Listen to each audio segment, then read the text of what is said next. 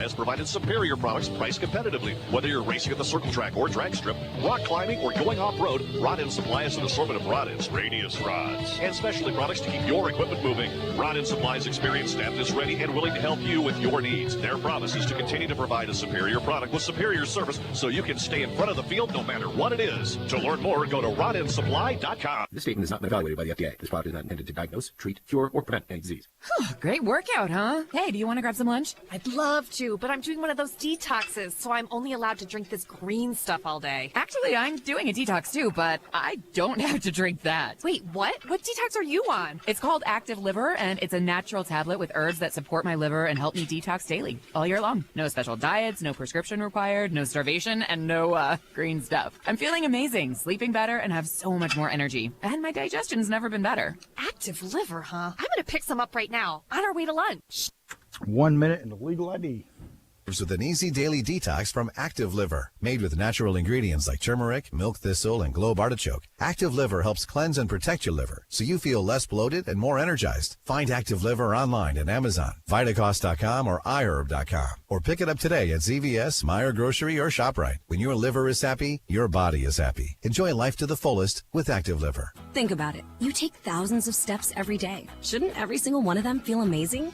Well, with Arch Fit hands-free Skechers slip-ins, they can. Skechers teamed up with podiatrists to design a shoe that provides amazing arch support for all-day comfort. And best of all, you get all this comfort, stability, and support with the ease of Skechers slip-ins technology. Just slip them on. There's no bending down and no struggling to tie your shoes. Just step in and go. Try Arch Fit hands-free Skechers slip-ins at a Skechers store, Skechers.com, or wherever comfortable footwear is sold. KCFX HD4 Harrisonville, K279PI Kansas City, 103.7 FM. Sports Radio 810 WHB, Kansas City.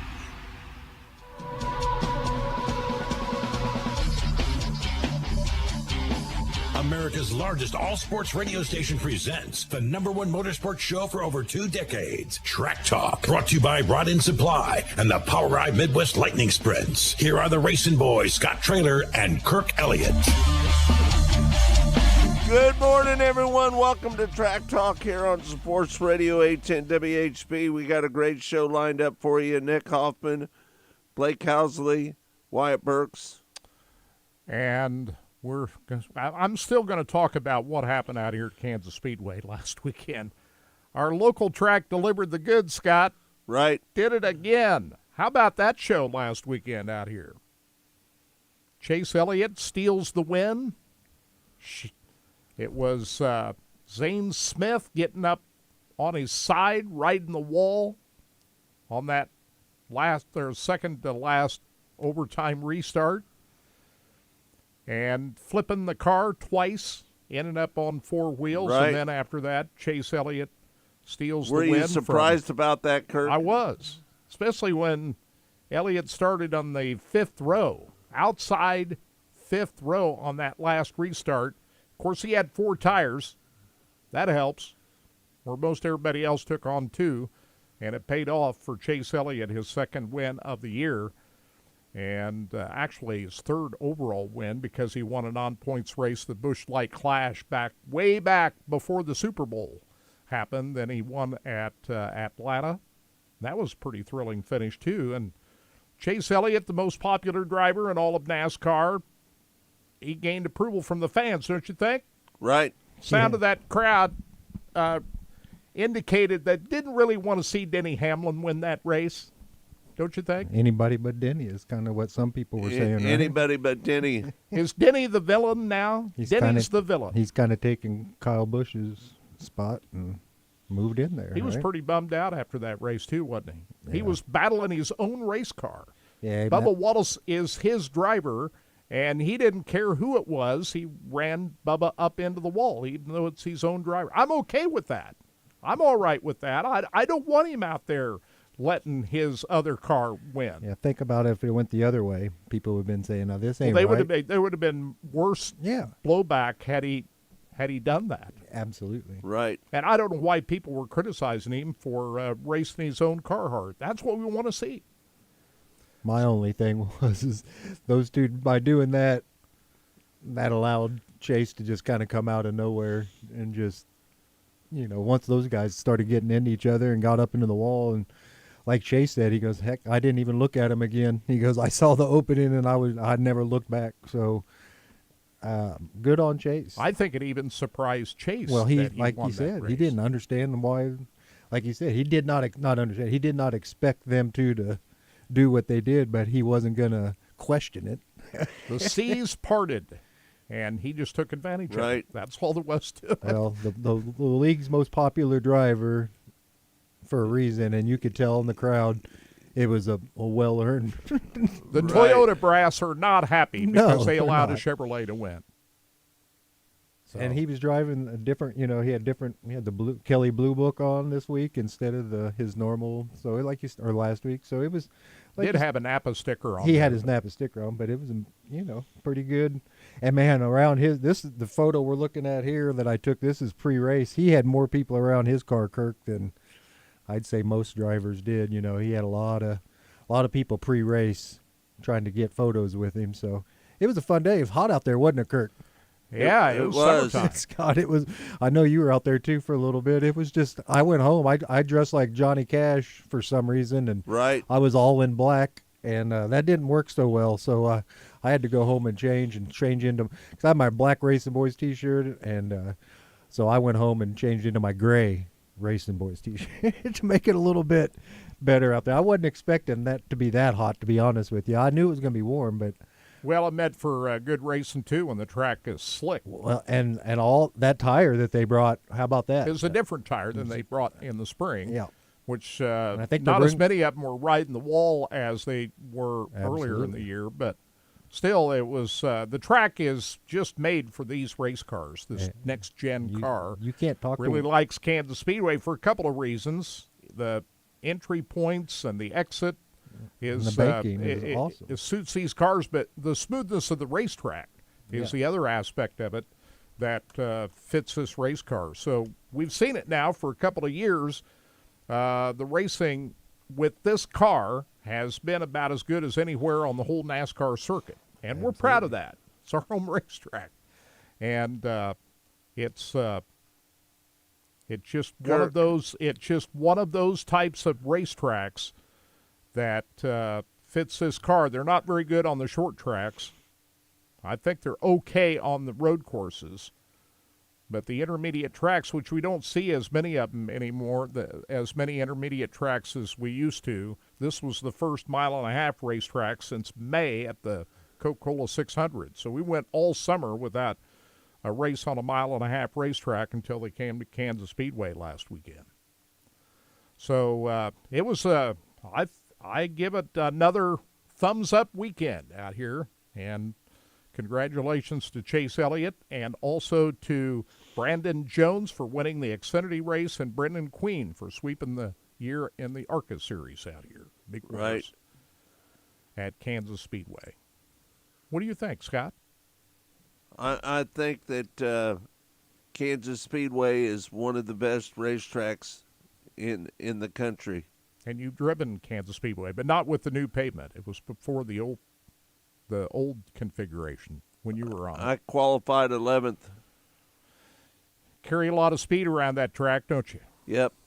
Which is kind of deceiving because you wouldn't think that Kansas Speedway is more considered a flatter mile-and-a-half racetrack. You do carry a lot of speed around that joint. So it delivered again.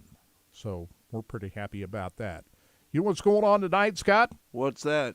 Nitro Funny Cars and Top Fuel Dragsters at Flying H Drag Strip out in Odessa, your old stomping grounds.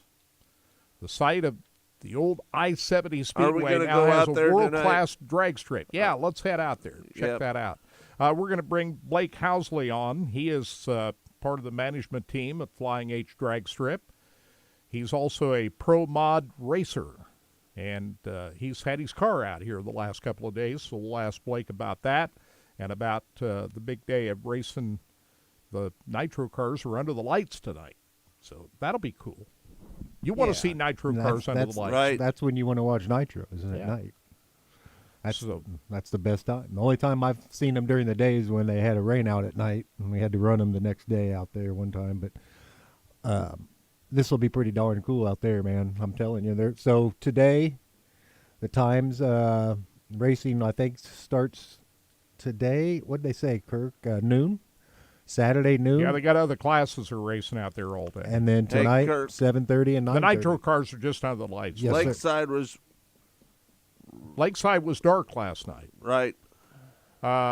Why? Because a lot of the guys that race weekly at Lakeside Speedway were at Lucas Oil Speedway for the USRA Nationals, so they weren't going to get a lot of cars. So they were planning on running up till a couple of weeks ago, and they decided that they weren't going to get all that many cars, so they went dark last night, which they should have done with the 4th of July weekend. They should have not raced the Friday. Wasn't the 4th of July on a Friday this year? They tried to race on the 4th of July. Yeah, they probably shouldn't have raced that night. I want to wish Dixie Castor a 90th birthday. Happy birthday, Dixie. Of course, we know Dixie, her husband, Larry was one of the top promoters in Kansas City, Hall of Famer. Passed away a number of years ago, and so we still remember Larry Castor. You think he was one of the great promoters we ever had around here. I think he was the greatest promoter. So happy birthday, Dixie Castor. A lot of big races going on around the country this weekend. Probably the biggest dirt event is at Williams Grove Speedway in Pennsylvania this weekend. It's the 63rd annual National Open, one of the crown jewels wing sprint car racing going on. They're going to pay $75,000 to win tonight. Carson Macedo led quite a bit of the race last night, the preliminary race, but couldn't hang on to the lead. And one of the big guys, the PA Posse, came out with the win last night. Chase Dietz wins his first ever World of Outlaw race, holding off Lance DeWeese, who's a 5-time National Open winner, and Danny Dietrich. Those were the top 3 finishers last night, so it was a PA Posse sweep on the preliminary night at Williams Grove Speedway. Carson Macedo ends up in 4th. He was the best of the Outlaw drivers. Buddy Kofoid and David Gravel were not that far behind. And so tonight we look forward to seeing who wins the National Open tonight. Brady Bacon won at Lee County Speedway. He did. That was a big 410 wing sprint car race last night. The Power I Outlaw 410 series is at Lee County Speedway in Donaldson, Iowa this weekend for what they call the Hawkeye Nationals. And last night we saw a barn burner of a race. Brady Bacon holds off Aaron Reitzel at the finish to win the preliminary night. That was a close race, wasn't it, Kurt? That was right down to the wire. It looked like there was going to be a fight among a couple of regulars in that race last night. Sean Rahal led quite a bit of the early portion of that race, but that was, I would say, the best run by Brady Bacon that we've seen this year, driving the Hink 21 car. He really had that car set up on kill last night, and he was able to hold off Aaron Reitzel, who's one of the top guys in the Austin McCarl was in the mix as well. He came in and grabbed 3rd place right there at the end. Right. So the top 3 finishers, Brady Bacon, Aaron Reitzel, and Austin McCarl. They'll go at it again tonight up at Lee County Speedway in Donaldson, Iowa. We're looking forward to a big weekend next weekend, Scott. The Kubota High Limit Racing Series going to race 2 nights at Lakeside Speedway next Friday and Saturday night. That's going to be a big show. Right. I mean, you're going to see we've got a very tight battle going on between 3 guys, Rico Abreu, Aaron Reitzel, and the current and defending champion, Brad Sweet. And there's only like 2 more events after Lakeside Speedway. They go to Lucas Oil Speedway on the 14th for a midweek show, and then they got 2 nights at the Texas Motor Speedway the next weekend after that. So not very often we see a tight point battle that's going to go down to the wire. among even 2 drivers, let alone 3, and we're going to see that at Lakeside Speedway next weekend. We're looking to try to get Rico and Aaron Reitzel on the show on Monday to talk more about that. We got mostly motorsports. You can watch that on our website, racingboys.com, social networks, Facebook, and YouTube. And we're going to get Rico and Aaron Reitzel on the show on Monday to talk about it. But next Friday and Saturday night, maybe the biggest weekend of the year at Lakeside Speedway, don't you think? Maybe. I can't think of a bigger event that's been held there all season than what's coming up next weekend. Let's hope the High weather Limit continues Series, to cooperate. The High Limit Series is always the best. Well, they got right now they've got the most depth in the competition. I think the World of Outlaws is still pretty strong at the top. But when Donnie Schatz is not running all that well with the World of Outlaws, that kind of lessens that, doesn't it? Right. I mean, really, you got 3 drivers with the Outlaws that are really above and beyond everybody else, and those 3 are David Gravel, Buddy Kofoid, and Carson Macedo. In the High Limit Series, you've got more than just Aaron Reitzel, Rico Abreu, and Brad Sweet. You've got they've had a lot of different winners this year, so I think the depth of the competition has been there for the High Limit Series. So we'll look forward to seeing high-level dirt sprint car racing out at Lakeside Speedway next weekend. Hey, I had a big late model show down at Humboldt Speedway last night. Did you watch that? Right. Dennis Erb Jr. It's been forever since he has won a race in the World of Outlaw late models. He was the champion of this series in 2022, but it'd been, a couple of years since he had won a points-paying World of Outlaw late model race? Well, he went back to a track where he was successful at a couple of years ago. If you remember, they were at Humboldt Speedway a couple of years ago, and they saved up the notes, and they used them to their advantage last night, taking advantage of Chase Youngans, who had the lead during that race and spun out. Coming out of turn number 2, Dennis Erb was able to take advantage of the Ryan Ragland was down at Humboldt Speedway last night and visited with the race winner, Dennis Erb. When you saw Chase go in high in 1, especially with the way the track was, that was just huge. Yeah, I mean, I was really surprised. I know we were getting into lap traffic there, and I think he just went around, tried to get around one there, and I just got up in that loose stuff there, and it's really easy to get turned around here. I mean, it's real slick, and then the chrome's out there too. But yeah, I was pretty shocked for that. But all in all, we had a good car here, and just glad to get a win here tonight. I gotta think the main word for tonight was throttle response, because I'm sitting in 3 and 4, and I mean, just the way you guys are working the throttle was like, I think most of the time you were off the throttle in the corners. Yeah, you just kind of had to roll in and roll out of it real easy. I mean, like I said, it's real slick here, and it's a real technical track, and we had to work for it for sure. Now we had 81 Speedway, you got back-to-back wins. You got to feel pretty good about that. Yeah, we're looking forward to go over there, and hopefully we can repeat the last time we were over there. But I think we have a good car, and I think we have a good shot at running up front. Pretty tight finish as Dennis Erb Jr. beats former modified USMTS champion Dustin Sorensen to the line. Brian Shirley ends up in 3rd. Bobby Pierce, the current point leader, was 4th, and Ethan Dotson rounds out the top 5. Tonight they'll be at 81 Speedway near Wichita, World of Outlaw late models. Lucas Oil late models were at Pittsburgh, Pennsylvania last night. The opening night of the Pittsburgher, and Devin Moran picks up the feature victory at Pittsburgh Motor Speedway last night, and they're going to go for $50,000 tonight. The points battle got tight last night. Ricky Thornton Jr. was leading the race when he had a tire go down, so he had to go back to the back of the pack and come back. He still rallied back for a top 5 finish, but his point lead has been cut to 5.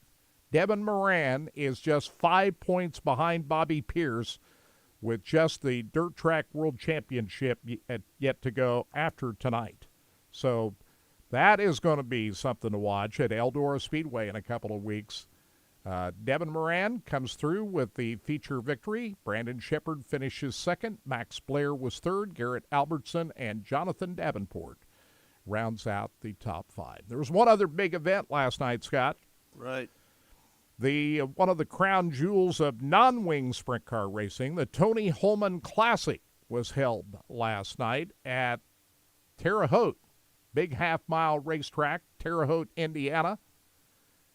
And would you be surprised that the winner of the Tony Holman Classic had never won this race before? We're talking about Justin Grant. That is very surprising that we found to see that Justin Grant had never won the Tony Holman Classic. This is a race that dates back to 1971. And guys like Jan Opperman and Pancho Carter, who was there last night presenting the rifle, which is given to the winner of the Tony Holman Classic. A lot of big stars in open wheel racing over the last You think they should 50 give a some rifle years. out, Kirk?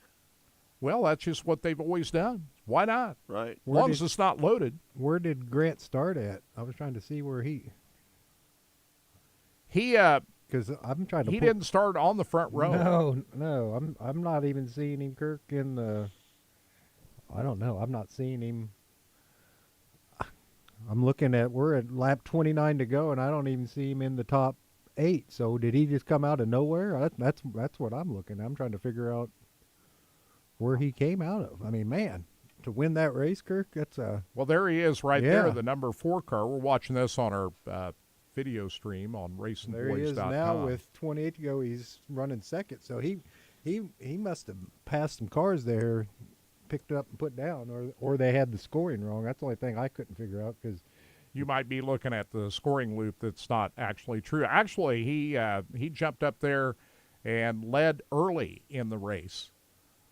So he started 4th, which is outside the second row. So, I mean, he jumped up and led pretty early in that race. Matter of fact, he was lap 4 when he took the lead from Mitchell Moles. The loop just wasn't. The loop wasn't right. Yeah. I think his name wasn't showing up there. Yep. That happens. No, it happens. So Justin Grant wins over C.J. Leary, Ricky Lewis, Kyle Cummins, and Jake Swanson, your top 5. I was kind of surprised to see only 21 cars there last night. But you remember, this is a makeup event. This race was supposed to have been in May, got rained out. They rescheduled it for a Friday night.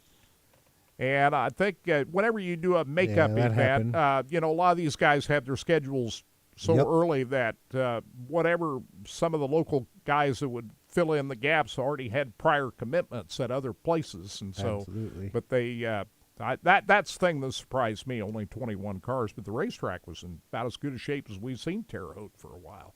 So Justin Grant, first-time winner of the Tony Holman Classic. And Wyatt Burks was in the field. We're going to hear from Wyatt a little bit later on in the show. He was in a different car than he won at Valley Speedway last Saturday night. You and I were both out there last week at Valley Speedway. Huge crowd for the John E. Helm Memorial, and Wyatt Burks comes through with a win. Last night he was in a different car. A big, giant crowd out there. There was. Yep. Big time. So there's a little bit about what's going on, and we got more to talk about. We're going to be here over the next couple of hours on Racing Boys, here for this hour on Sports Radio 810 WHB. When we come back, we're going to be talking with one of the top late model guys. He's racing this weekend with the World of Outlaws down at Humboldt and 81 Speedway. Nick Hoffman we had on our show earlier this week, and we're going to hear part of that interview when we come back a little bit later on in the hour. Blake Housley from Flying H Drag Strip here on Track Talk. We're brought to you by Track Talk. Rod End Supply is involved with a variety of motorsports as well as industrial applications with many different types of products. Since 1989, Rod End Supply has provided superior products priced competitively. Whether you're racing at the circle track or drag strip, rock climbing, or going off-road, Rod End Supply has an assortment of rods, radius rods, and specialty products to keep your equipment moving. Rod End Supply's experienced staff is ready and willing to help you with your needs. Their promise is to continue to provide a superior product with superior service so you can stay in front of the field no matter what it is. To learn more, go to rodendsupply.com. Make sure sure to check out the Sports Radio 810 WHB mobile app for all our great content, live streams, social media, and all our podcast clips all in one place. Your one-stop shop for all things 810. Whether you're in the car, at home, or at your kid's soccer game, you'll never miss the action. So download the 810 app today. Brought to you by Trailside RV. Get into Trailside RV to buy the RV of your dreams. Visit them today off I-70 in Grain Valley or online at trailsiderv.com. NFL fans, what's your favorite touchdown? For me, it's the next one. Because with DraftKings Sportsbook, an official sports betting partner of the NFL, every touchdown can bring you closer to cashing in. From first touchdown scores to anytime TD props or the thrill of live in-game betting, every snap is loaded with opportunity. Here's the best part. Bet just $5, and if your bet wins, you'll get $200 in bonus bets instantly.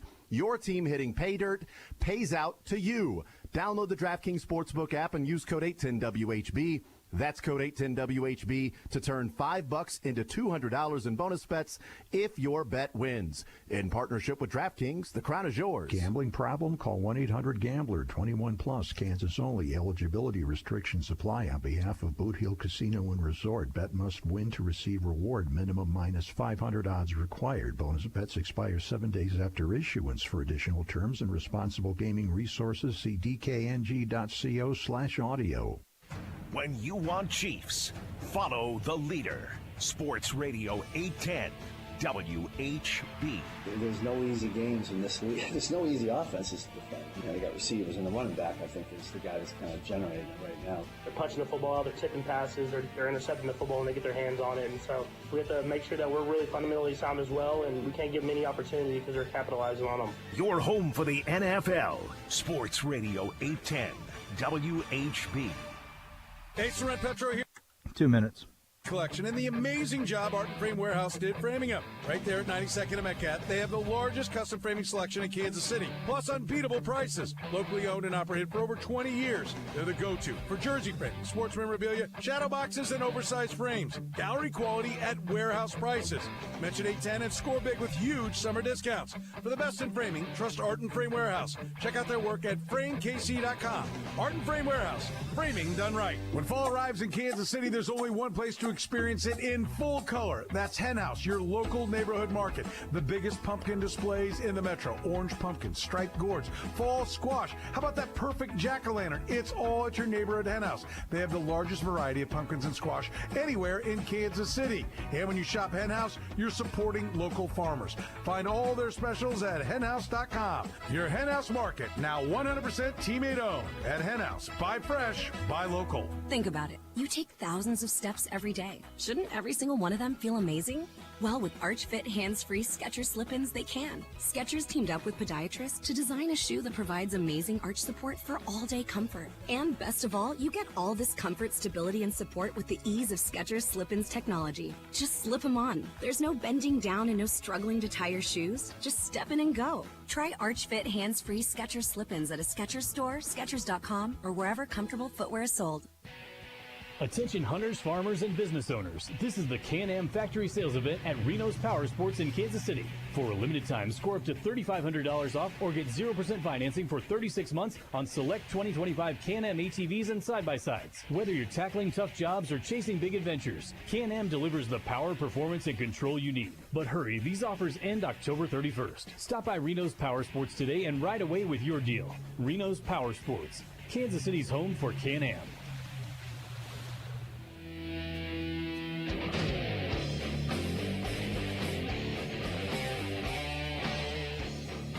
Welcome back to Track Talk here on Sports Radio 810. It's all brought to you by Rod End Supply, featuring the POWRi Midwest Lightning Sprints. Joining us now on the show is Nick Hoffman. And we spoke with him earlier this week on Mostly Motorsport, big late model driver. Let's hear some of that.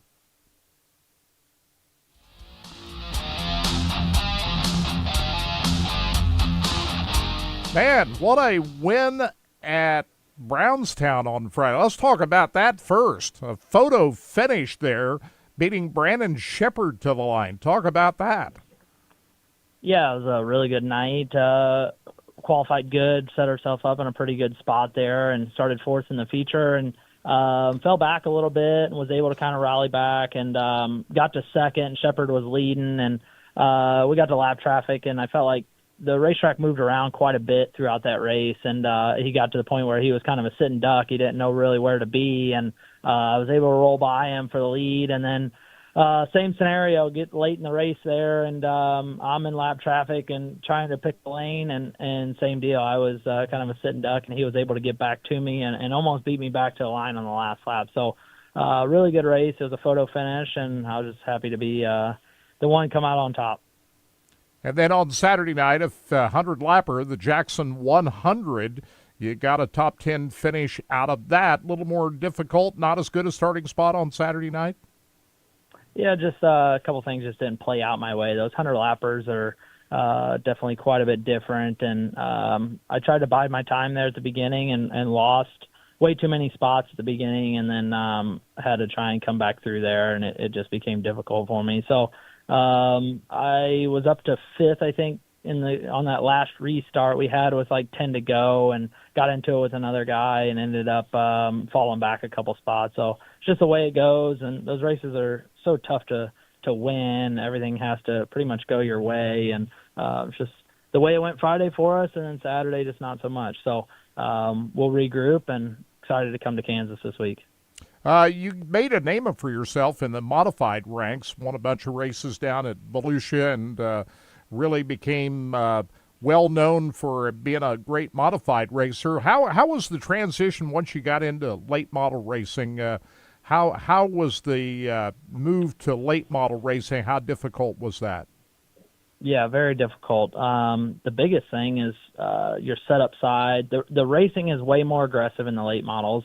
So you have to learn how to race, a lot about the aero side of putting yourself in a good spot and not following guys and how all that works. But then the setup side is probably the most important. I've been fortunate throughout my modified career. I was always my own crew chief, so I still the same way in my late model that I rely on myself to drive the car and figure out what I need setup-wise. So I feel like that helps me a lot of times, but it can also hurt you. But so once I got to full-time in late models, I focused 100% on just racing late models, and I got this opportunity with Ty 3 years ago now, and we've gotten better every single year. So it takes a lot to build a notebook. It's what a lot of these veteran teams and drivers have over me, but now that we're 3 years in, I don't use that excuse anymore. I feel like we're just as good as anybody in the country right now. It's just a matter of crossing your T's and dotting your I's. How did you get hooked up with Ty, your current owner? Yeah, so it was kind of wild. We had crossed paths a lot through my modified days because he sells parts up in the Ohio region, and we'd crossed paths a lot. And Devin Moran was driving for him at the time, and he left to go do the Lazy Days ride, which he's in now. And so I left that seat available, and Ty started calling me. I had just had my hauler crash not too far, long before that, so I wasn't even cleared to race yet. And he wanted to put something together for the next year, and everything kind of played out, and he allowed me to bring the car and all the equipment, all the people down here to North Carolina, and that's paid dividends of why we've been successful, just being able to work on the car every single day and kind of manage the team. So my guys I got right now are really good as far as working on the cars. I own a chassis business, so I'm working on the chassis side of the modifieds every single day and kind of let these guys be on the late model side. And then at the end of the week, if I need to come in and do the setup stuff, I can, and then we go to the races. So it works out really good. Ty basically gave me the whole operation to work out of my shop, and it's been great. How do you manage the time? I mean, you got the elite chassis, you're doing full-time late models. How do you manage all that? That, I'm sure, keeps you short getting sleep at night, huh? Yeah, it's difficult. I got two really good guys on the chassis side that build parts and cars for me, and then assemble some stuff. But like I tell people, when I'm at the shop like today, I'm working on modifieds all day. This is 100% of my focus is the modified side when I'm at the shop to, make a living and make this deal go. And I got over 300 cars across the country racing right now, and So that's difficult with keeping up with parts and inventory, and then that. And we're building 2 brand new cars right now for the Kohler family, which is who Ricky Thornton Jr. drives for. So it's really cool that getting the opportunity to build those. And, man, we got a ton of cars on order. So just to try and keep up on that side is difficult. The nicest part is I just built this shop at my house here. So everything's under one roof. We got the chassis side, assembling cars, and my late model team all in one building. So that has made my life way easier, and it's on my property here at the house. So be able to come out here and tinker whenever I want. My kids are out here hanging out and playing and stuff, so it's pretty special for me. You're right down there in the midst of NASCAR country, aren't you? Yeah, I'm right in the middle of it. So my neighbor is Ricky Stenhouse Jr. He's one of my best friends, and I'm literally 10 minutes from any NASCAR team other than like a Childress or a Gibbs is a little ways down the road. But pretty much any big team is right around me, and I tell people I wouldn't be able to do this chassis deal the way I do it without all these resources and all these people and companies around me close. Well, let's talk about this weekend. Humboldt Speedway on Friday night, 81 Speedway on Saturday night. Have you been to those racetracks at all? I've never been to Humboldt. I've watched quite a few USMTS modified races there, never raced there. So I'm actually looking forward to that one. 81, I've been there once. My rookie year in the World of Outlaws, ran second. I had a shot at it with a couple laps to go, and Dennis Erb was able to hold me off. But so I'm really looking forward to 81 just because we ran so well there 2 years ago. And yeah, it's a really neat place and a good spot in the country too. So I'm excited to get out there. It's a long haul for me. I'm looking at almost 17 hours of driving on Thursday to get there for Friday. So definitely a ways away. But we go out this weekend and we stay over for the next weekend because we race in Louisiana next week. So I'm trying to make a 2-week swing out of it and be nice to pick up one of those. I'm excited to go to Humboldt just because it's a new place for me, and I've watched a lot of really good modified races there. You know what's cool about both these racetracks? It's run by a modified guy. Johnny Allen is the operator of both those racetracks, and you know the racing surface, he keeps it. You know they're slick and it's pretty racy on both those racetracks.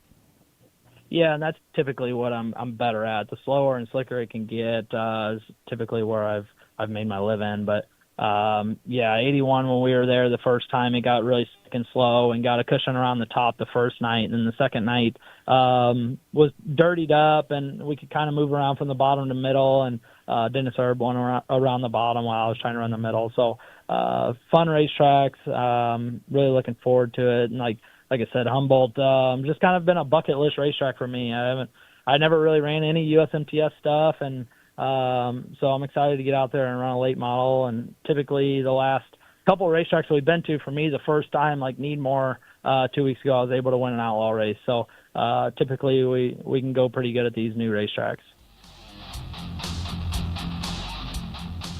Well, last night, Nick Hoffman finished in 8th place after starting 12th. So we'll see how he does down at 81 Speedway tonight. Nick Hoffman, pretty good racer out there. So, right. But, you know, it's a little bit surprising that Bobby Pierce wasn't up there.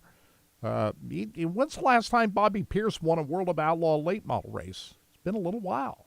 It's been a while. Some of these big events, Pierce really hasn't been as dominant. So I guess all racers go through that at times, but, you know, you're complaining about a 4th place finish for Bobby Pierce like it was a bad night. Well, to his standards, it probably is, but it was great talking to Nick Hoffman, and we'll see how things go down at 81 Speedway tonight. All right. When we come back, Blake Housley's going to join us next here on Track Talk. It's all brought to you by Sports Radio 810 WHB. It's all brought to you by Rod End Supply, featuring the POWRi Midwest Lightning Sprints. We're coming right back. Track Talk. Rod End Supply is involved with a variety of motorsports as well as industrial applications with many different types of products. Since 1989, Rod End Supply has provided superior products priced competitively. Whether you're racing at the circle track or drag strip, rock climbing, or going off-road, Rod End Supply has an assortment of rod ends, radius rods, and specialty products to keep your equipment moving. Rod End Supply's experienced staff is ready and willing to help you with your needs. Their promise is to continue to provide a superior product with superior service so you can stay in front of the field no matter what it is. To learn more, go to rodendsupply.com. Owen Lumber is supercharging their famous fall deck sale. It's time for the world's largest deck sale, October 2nd through the 4th. You'll get blowout pricing on Yellowwood, Trex, AZEK, TimberTech, and more. Visit any Owen Lumber location for your chance to win an upgrade to your outdoor space. Lots of winners with prizes totaling over $100,000. Visit Owen Lumber in-store today for your chance to win. The world's largest deck sale is going on now at Belton, Lee Summit, and Excelsior Springs. Now get going to Owen. Caring for parents at 2.5 minutes, gentlemen. 2.5. Pace makes it easier by coordinating everything. Doctor visits, medications, transportation, therapies, and daily support. Their friendly Pace centers are filled with activities and new friends. With Kansas Pace, your loved one gets expert care while you get the space to keep up your own life. For men and women balancing careers, family, and caregiving, Kansas Pace is the partner you need. Discover how they can help at kansaspace.org. Airman here for Midwest Heating. Now, we like to approach life in a lighthearted manner, but with the projected rise in natural gas prices, this winter's heating bills may be no joking matter. Many old furnaces have efficiency ratings as low as 60%, which means you're literally burning money. So think about this. Midwest Heating has a variety of high-efficiency Lennox systems that can heat your home, drastically improve your air quality, and boost that efficiency as high as 99%. Saving that kind of money each month will be a nice help for the other bills in your life. Even better, Midwest offers up to $1,800 in rebates on qualifying Lennox home comfort systems and up to 60-month 0% financing with approved credit. Dial 943-8787 or go to MidwestHeating.com for complete details. Now, for 7 decades, it's the same story. Trust your air to the best. Midwest. Midwest Heating, Cooling, and Plumbing. Celebrate the seasons of something special and bring the family Saturday, October 4th from 11 to 6 during Harvest Fest at Our Farm Distillery. Enjoy a free will donation lunch benefiting the Whole County Cancer Fund, plus balloon artists, games, face painting, pumpkin painting, train rides, and more. All at Harvest Fest, October 4th at Our Farm Distillery. Our Farm Distilling Company is a farm distillery in Mound City, Missouri. For details, visit ourfarmdistillery.com. Our Farm Distillery. Look for their farm-grown spirits at a retailer near you. KU, K-State, and Missouri football fans, secure your spot for the ultimate game day experience with Revel XP. Full service packages, premium tailgate space, and zero hassle. But availability is limited. Let Revel XP do it all. All you have to do is show up. Contact Revel XP at 785-727-4122 or Kansas at revelxp.com for more info. That's Revel XP at 785-727-4122 or Kansas at revelxp.com. Game day should be all fun and none of the hassle.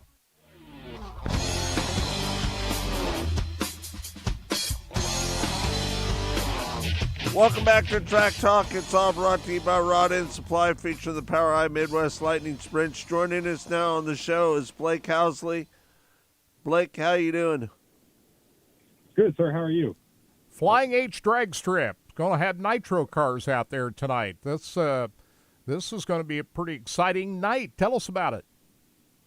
Yeah, we're really excited about it.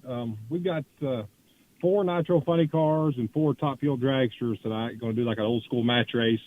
We got Chad Green, Dale Worsham, Hunter Green, Terry Haddock, Scott Palmer, Alex Laughlin, Todd Payton.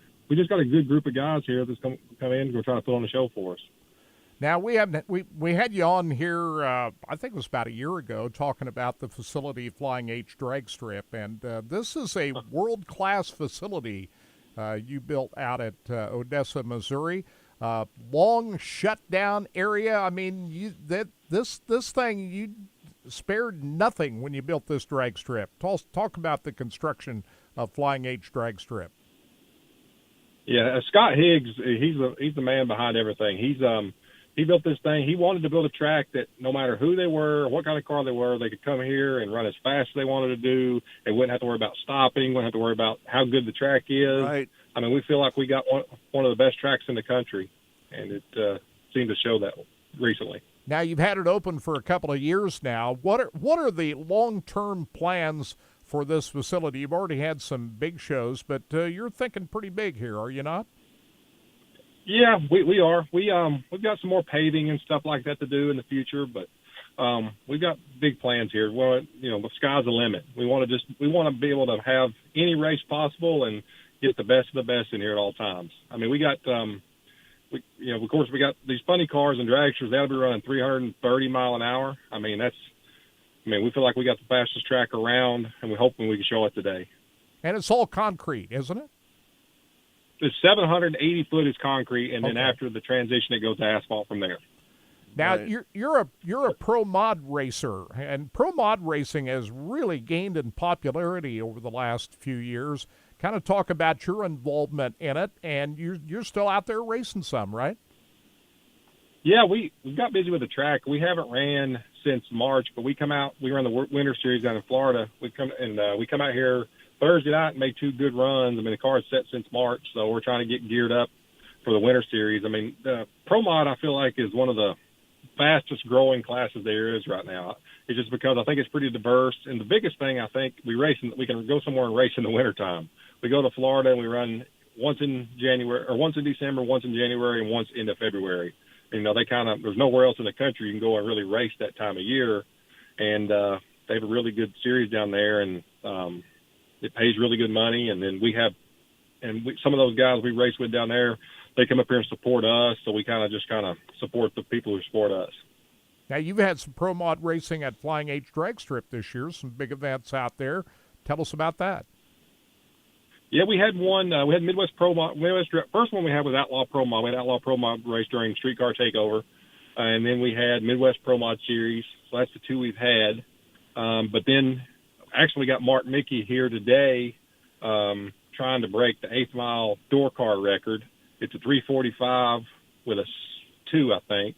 And 345 with a 4 at 232. And yesterday, in the heat of the day, he went 350 flat at 227. So we're hoping we can do some big things pro mod racing as well today. Man, that's fast. What is it that sets pro mod racing apart from, say, what we see in pro stock right now? Just a little bit more you can do to these cars, and of course the looks of them are pretty cool.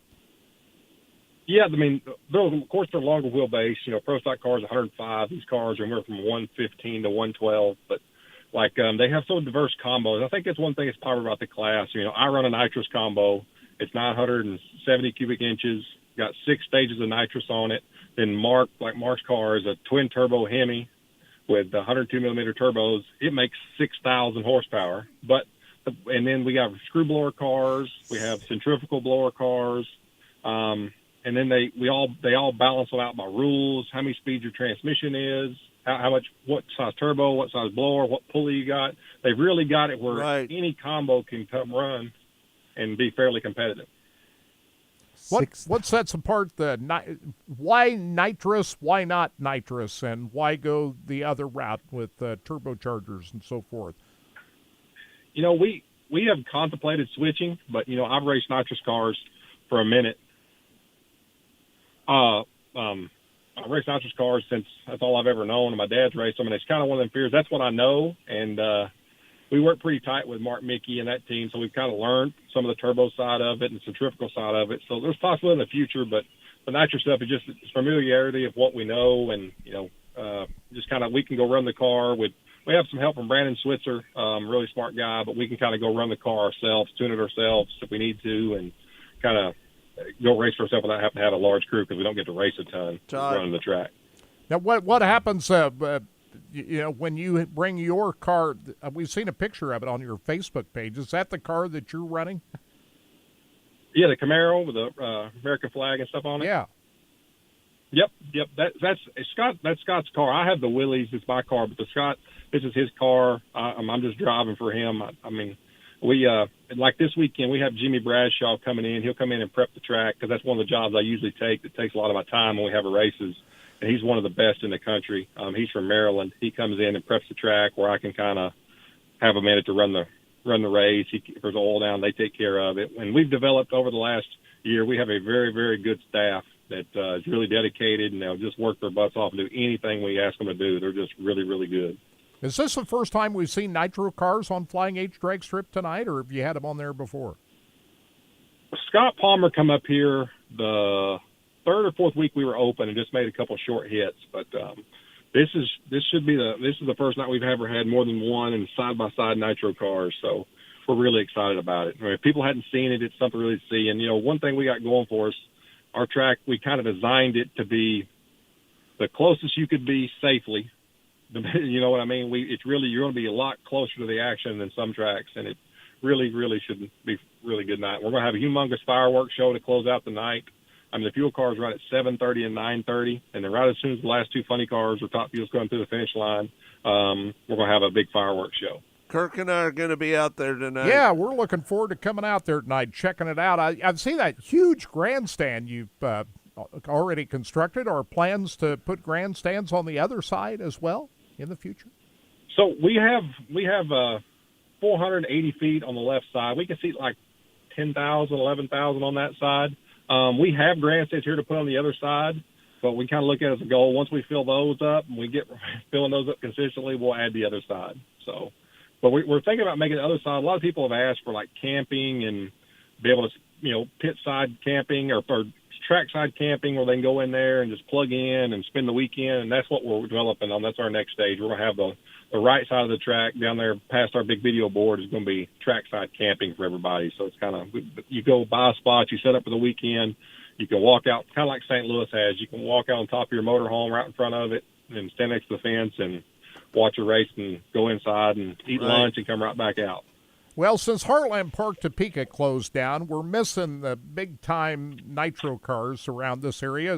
Is the plans now to maybe host one of these NHRA national events at Flying H down the road? And when do you think that might happen? That's definitely a possibility. Of course, we'd like to have ultimate goal to have a national event of some kind here in the short-time future. But we like I said, we kind of this year we got so doing everything last year to get it just up and going. I mean, we opened for 2 months and they're still finishing our tower. So we took this year and kind of got last year we were just kind of swinging and ducking all year. Scott kind of dove in on this and he just we had to figure it out on the fly. I'd raced forever. Scott was an excellent businessman, and we just but we kind of just got in here and just figured it out for the first year, just to get by. And then this year we've kind of developed our processes and, our core group of people who we know we can expand and be able to accommodate everything we want to expand on. So that's the next goal. Do some more asphalt work, pave some more roads, change the staging lanes around a little bit, where we can definitely have one of those national events in the future. Looking forward to that. So you're going to have racing all day. When do you start? At 12 noon, we see, right? What other classes are you running out there today? Yeah, we have Victory Nostalgia Super Stocks. It's these real cool. A lot of them Mopars. They run all over the Midwest.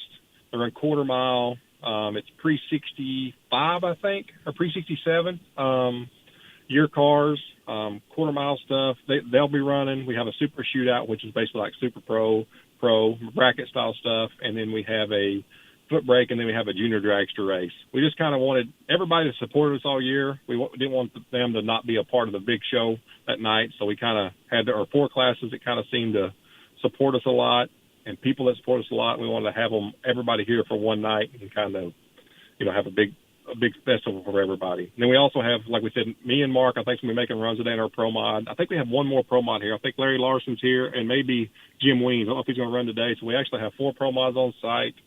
And then we got an alcohol funny car, making some exhibition runs. I think we even got an altered. So we got a little bit of variety of everything today. Boy, this is going to be a fan-friendly event out here tonight. So what's the best time to show up to see the Nitros again? They run at 7:30 and 9:30. We're gonna set up at the back of the pits like at 5 o'clock. If anybody wants to come through and autograph, see them when they warm the cars up, it's real popular, though, because I don't know if you've ever been around nitro car up close. I'm sure you have. Oh, but, yeah. You know, in the pits, a lot of the guys here are going to do the throttle wax, like the old school stuff, since old school match race. Cool. So people want to come in early to get there in the pits and see that, be a part of that. So it should be a really good time. That is the great thing about drag racing. You buy a ticket, you go down into the pits. No other form of motorsports allows you to do that. No. What it should be a really, I mean, every ticket you come in here, it's every ticket can go anywhere in the facility. Of course, there's some restricted area on the very starting line because we have a little VIP area. For a little extra money, you can get a VIP ticket, and your spot's safe for the whole day right next to the track. But a general admission, you can go anywhere you want to. Should be a really, really exciting day. Now, Flying H Drag Strip's only been open for a couple of years. What have been some of the highlight events that you've had so far that sticks out in your mind that may have drawn the biggest crowds? Just kind of highlight what's happened so far. I mean, we had real good luck with No Prep Kings, Streetcar Takeover. We have a couple of our Night of Heroes race. This race last year, which we didn't have nitro cars, but we had our Night of Heroes race. We had a very good turnout too as well. Music, guys. And then in a few weeks we have Boost and Barbecue. Justin Keith, he's got a new deal. We're going to have drag racing, a concert, barbecue competition. They have burnout contests. It'll be a real good thing. That's October 24th and 25th. And then we have a Hooktober event here in a few weeks. So we got a bunch of big events coming up here. We have our bigger events early in the year and late in the year, just where it's not so hot. You know, it's crazy. It's even this warm this time of year, you know. So we're hoping here in a few weeks it cools off and everybody can come spend 7 or 8 hours at the track and enjoy the weather and just enjoy the atmosphere. Hey, Blake, appreciate you spending time with us. Good luck in your own pro mod racing, and we'll look forward to checking out the action tonight at Flying H Drag Strip. If they want to know more, just go to flyinghdragstrip.com or flyinghdragstrip.com or Flying H Drag Strip on Facebook or Instagram. We keep it steadily updated with what's going on the weekend, and we look forward to seeing you guys tonight, and we'll take care of you guys when we see you out here. Appreciate you joining us. All right. Thank All you. right. There you go, Blake Thank Housley, who is part of the management team out of Flying H Drag Strip. Looking forward to seeing the nitro cars tonight, Scott. That's going to be fun to watch. We've also got another drag strip here in the area. It's the US 36 Raceway up at Osborne, Missouri. We were up there for the Mike Franks Memorial Race here earlier this year. And they've also got a great weekend of drag racing going on up there. Jerry Franks just sent me a note that they'll have racing at US 36 Raceway tonight, if you like that, on 8 Mile track. Right. That action gets underway with time trials at 5, racing at 7, just about an hour north of Kansas City at US 36 Drag Strip. So, we don't talk about drag racing a lot on this show, but, we got a couple of big events going on around the area. All right, Track Talk is brought to you by Rod End Supply, featuring the POWRi Midwest Lightning Sprints. Hour number 2 is Track Talk is coming up next. And, we just want to remind everybody that we had Mostly Motorsports every Monday. We post that on our podcast section. You can check that out on racingboys.com. And we have a couple of big guests tentatively planned, trying to get some confirmation right now. Rico Abreu and Aaron Reitzel, who will be out here at Lakeside Speedway next weekend for the high limit race out here at Lakeside Speedway. So we'll get them on the show. And I think we got Brad Sweet the following weekend. So we got a lot of big guests coming up in store here on the show. So should be fun. Again, those drivers that are going to be out at Flying H Drag Strip tonight: Top Fuel, Todd Payton, Gary Pritchett, Scott Palmer, and Alex Laughlin. Funny Car, Chad Green, Hunter Green, Del Worsham, and Terry Haddock. To match racing, the old-time match racing going on at Flying H Drag Strip. We appreciate everybody joining us. Thanks to Jay Powers, Sports Radio 810, Todd Surprise. Great job as always. Thank you, man. Right. We appreciate you tuning in. Hour 2 exclusively on racingboys.com. Coming up, College Game Day next here on Sports Radio 810 WHB. Thanks for joining us.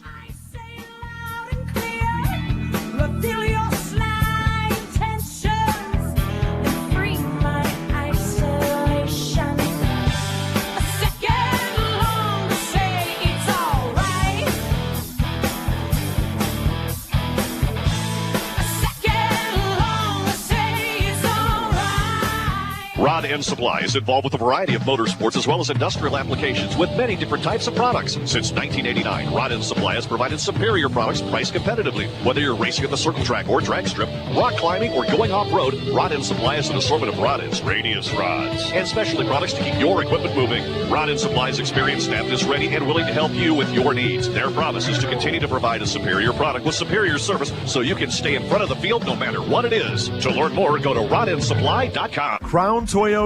See what sets us apart from the rest.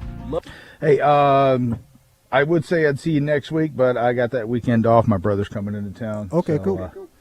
But don't know who's going to be in there for you, but I'll see you when I see you, okay? Rock and roll. Have a good week. You too. All right, thanks, man. Offer ends 11/3/25. Experience the Crown difference. Support.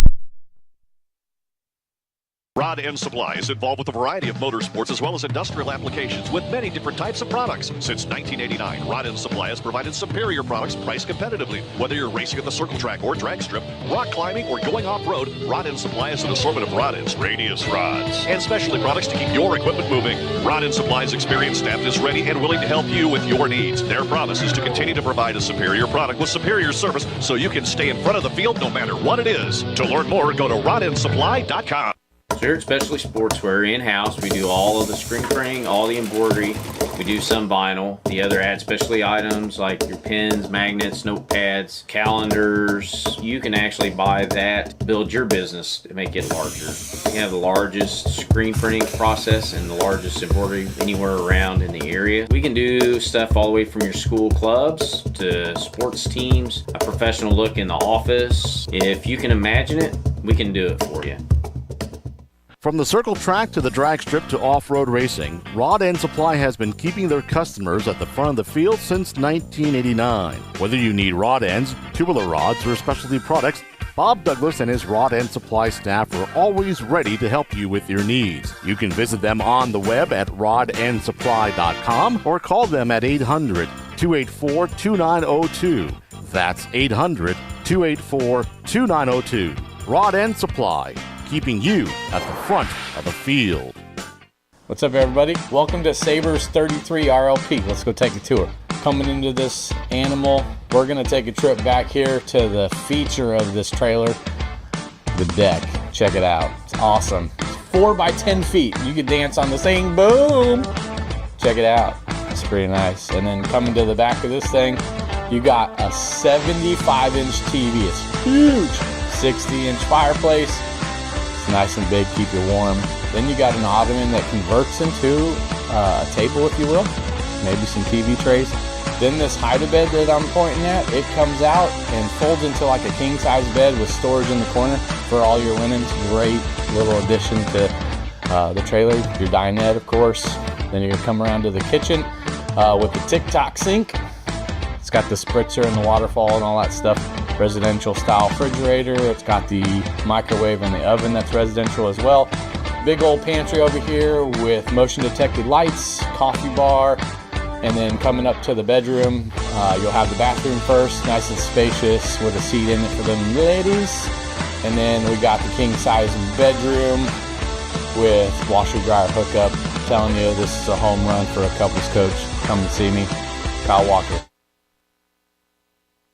Steve died, the outpouring of love was amazing. These dollars had come together to support us, and we realized, no, we didn't want to use them for us. We wanted to use them to help others. The foundation has done so much for so many people. It helps any family that has somebody, whether it be a crew member or one of the drivers, that get hurt. We can help them to get through the situation. I was injured in a non-wing sprint car accident that broke my neck and left me with a spinal cord injury. I was in the hospital 8 months, and that got really, really expensive, so having that extra help to help push me and my family forward was a big deal.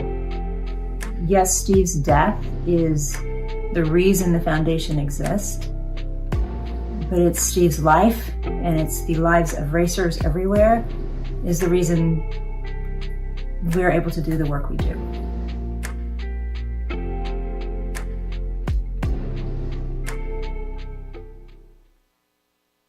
So we have a lot of folks come in interested in traveling for work. This is going to be a great option. Your Coachman Northern Spirit 2565 front kitchen. You have a nice wraparound full front kitchen here. Huge windows up top. Big 12-volt refrigerator. Lots of windows on the sides here. Great natural light coming in. You have your big TV over here on the swing arm bracket so you can kind of see it from any point in the room. Also have your bar stools here. Sit and eat your breakfast. In the bedroom, you're going to have a king-size bed in the slide out. Lots of storage underneath that. Washer, dryer, hookup. Tons of storage with the drawers. Then you got your full bath across the back. When it comes down to a camper that you can get for 6,500 pounds and be under 30 feet long, this is an absolute home run. Race fans, the National Sprint Car Hall of Fame and Museum is open 7 days a week, year-round, for you to come in and check out all of the wonderful race cars on display in the museum. And our online store at sprintcarstuff.com is open 24 hours a day for you to check out everything that we have in stock for sprint car fans. Whether it's for a birthday, anniversary, or Christmas, sprintcarstuff.com has it all. That's at the National Sprint Car Hall of Fame and Museum in Knoxville.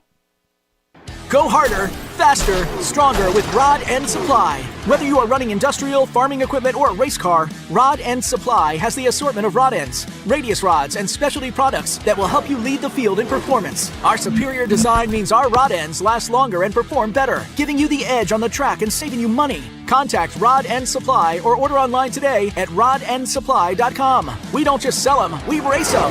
rodendsupply.com. Serving the racing community for over 30 years.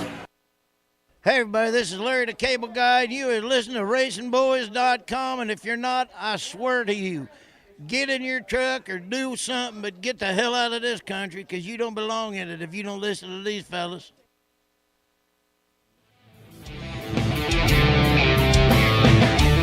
It's time for America's most unique motorsports show, Track Talk, brought to you by Rod End Supply and the Power Ride Midwest Lightning Sprints. Here are the Racing Boys, Scott Traylor and Kirk Elliott. Welcome back to Track Talk. It's all brought to you by Rod End Supply, featuring the Power Ride Midwest Lightning Sprints. We've already talked about drag racing. We've talked about sprint car racing. We recapped Kansas Speedway last weekend. We had a large variety of topics in the first hour, didn't we? Yep. A lot of things going on, even though it's already end October. Still feels like summertime out there, doesn't it? Yep. How long is it going to be remaining hot? Looks like we have about another, I don't know. I saw one of the weather people post in the 10-day outlook that we're starting to see maybe maybe 7 to 8 days out. Maybe we're starting. Maybe fall comes at some point. But I believe that the race at Lakeside will be fine. I don't see any issues. Glad to hear that. So I think from what I've been looking at, I don't think we're going to have any more rain for a while. Might have just a little here and there if we had any, but cooler temperatures should probably start to roll in maybe around that time. So maybe by that weekend, Kirk, by the weekend of the high limits coming in, they have 2 nights, right? 2 nights at Lakeside and 1 night at Lucas Oil Speedway. That's a midweek show, October 14th. Yeah. And then, of course, Lakeside's October 10th at 11. I think next Friday and Saturday. From what I've seen, this was as of a couple days ago, but you know as well as I do how weather changes. But I think the guys are going to be good for that race. It'll be good. We may even talk to Chase Rodman, too, if we don't get a hold of somebody. Or probably talk to Chase after the 2 big races. In between between Lakeside and the high limit. Yep. Maybe. But I believe that we're going to be good here. I know that today, and yet it's been hot out there. I've watered grass, Kirk. I've never watered grass this late in the year, but I don't want my nice turf grass burned all up around my house. So I spent a lot of money. I worked. When's the last time you mowed? I mowed. Well, I did mow a couple last week before my stepdad. He was out of town, and so I mowed last week, but that was mainly to get rid of a lot of the leaves. I had the trees falling, and so I was kind of mowing to round up the leaves. But I do. So what I'm looking at, Kirk, the 10-day forecast. We're looking even next Saturday. It looks like finally we're going to be Friday and Saturday of next week dropping in the 70s. So we have 1 day, Kirk, looks like Tuesday we're going to have a really cool day, but man, Still Saturday supposed to be in the 90s today? Today 87, tomorrow 88, Monday 83, and then that's when the drop comes. So it looks like we might finally get some decent finally get some decent temperatures where I feel like fall in here. I'm not ready for winter. Don't get me wrong. I'll take as many. What I like is when you go outside and you don't notice the weather, right? When you don't feel the heat, you don't feel the cold, you don't feel the wind, you don't feel the snow, you don't feel the rain.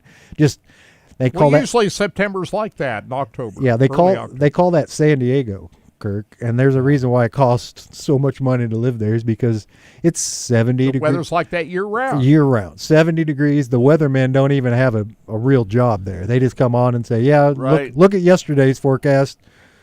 You know, when we were out there, Kirk, during the wildfires, those weathermen were having a ball because that was like the most thing they've ever been able to talk about out there, because normally in Carlsbad and San Diego, the forecast is 70 and clear, 68 and clear, 73 and clear. That's pretty much the daily, out there. So I know for a fact that Kansas City's going to be, and we've been spoiled here with some really nice weather.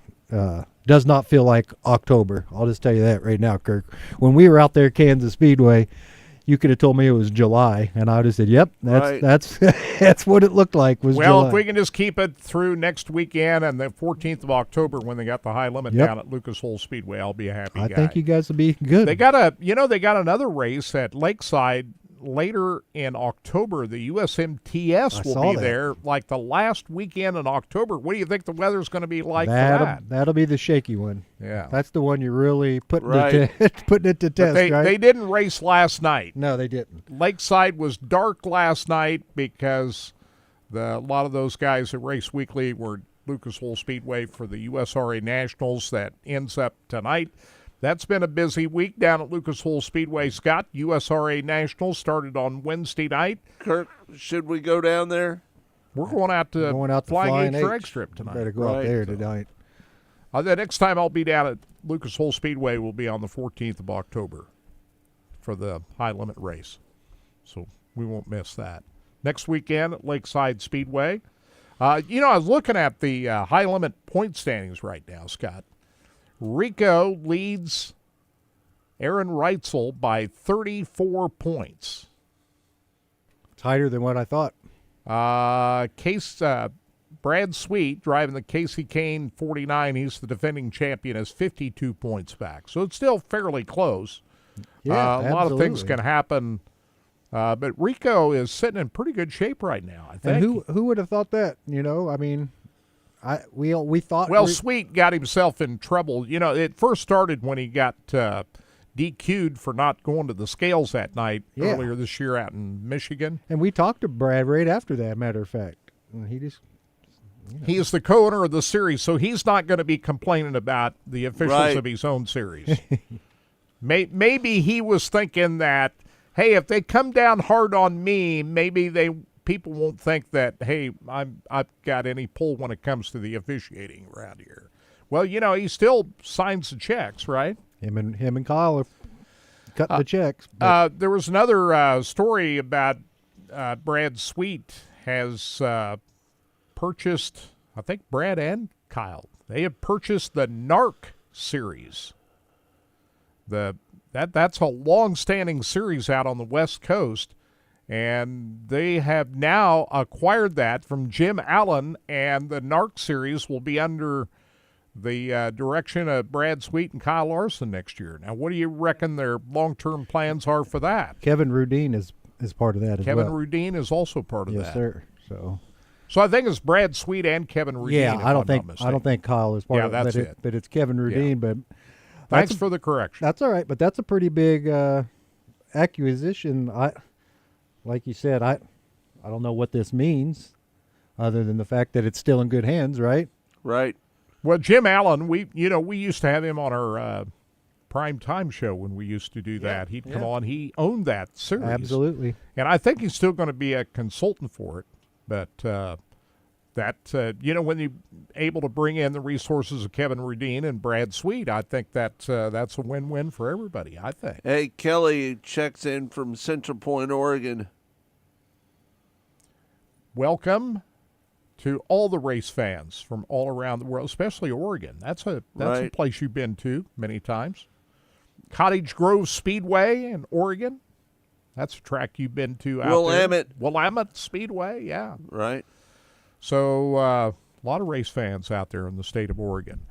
Wyatt Burks, he was racing last night out at Terre Haute. He was in a different car than what he won out at Valley Speedway last week. Wyatt Burks is the newly crowned champion of the Power Eye War /MWRA Series, Challenge Series. In 2025, it's his 4th straight championship and his 5th overall championship. Last Saturday night, Wyatt Burks walked out with the win and the big trophy at the John E. Helm Memorial. And on Monday's Mostly Motorsports show, we spoke with Wyatt Burks about it.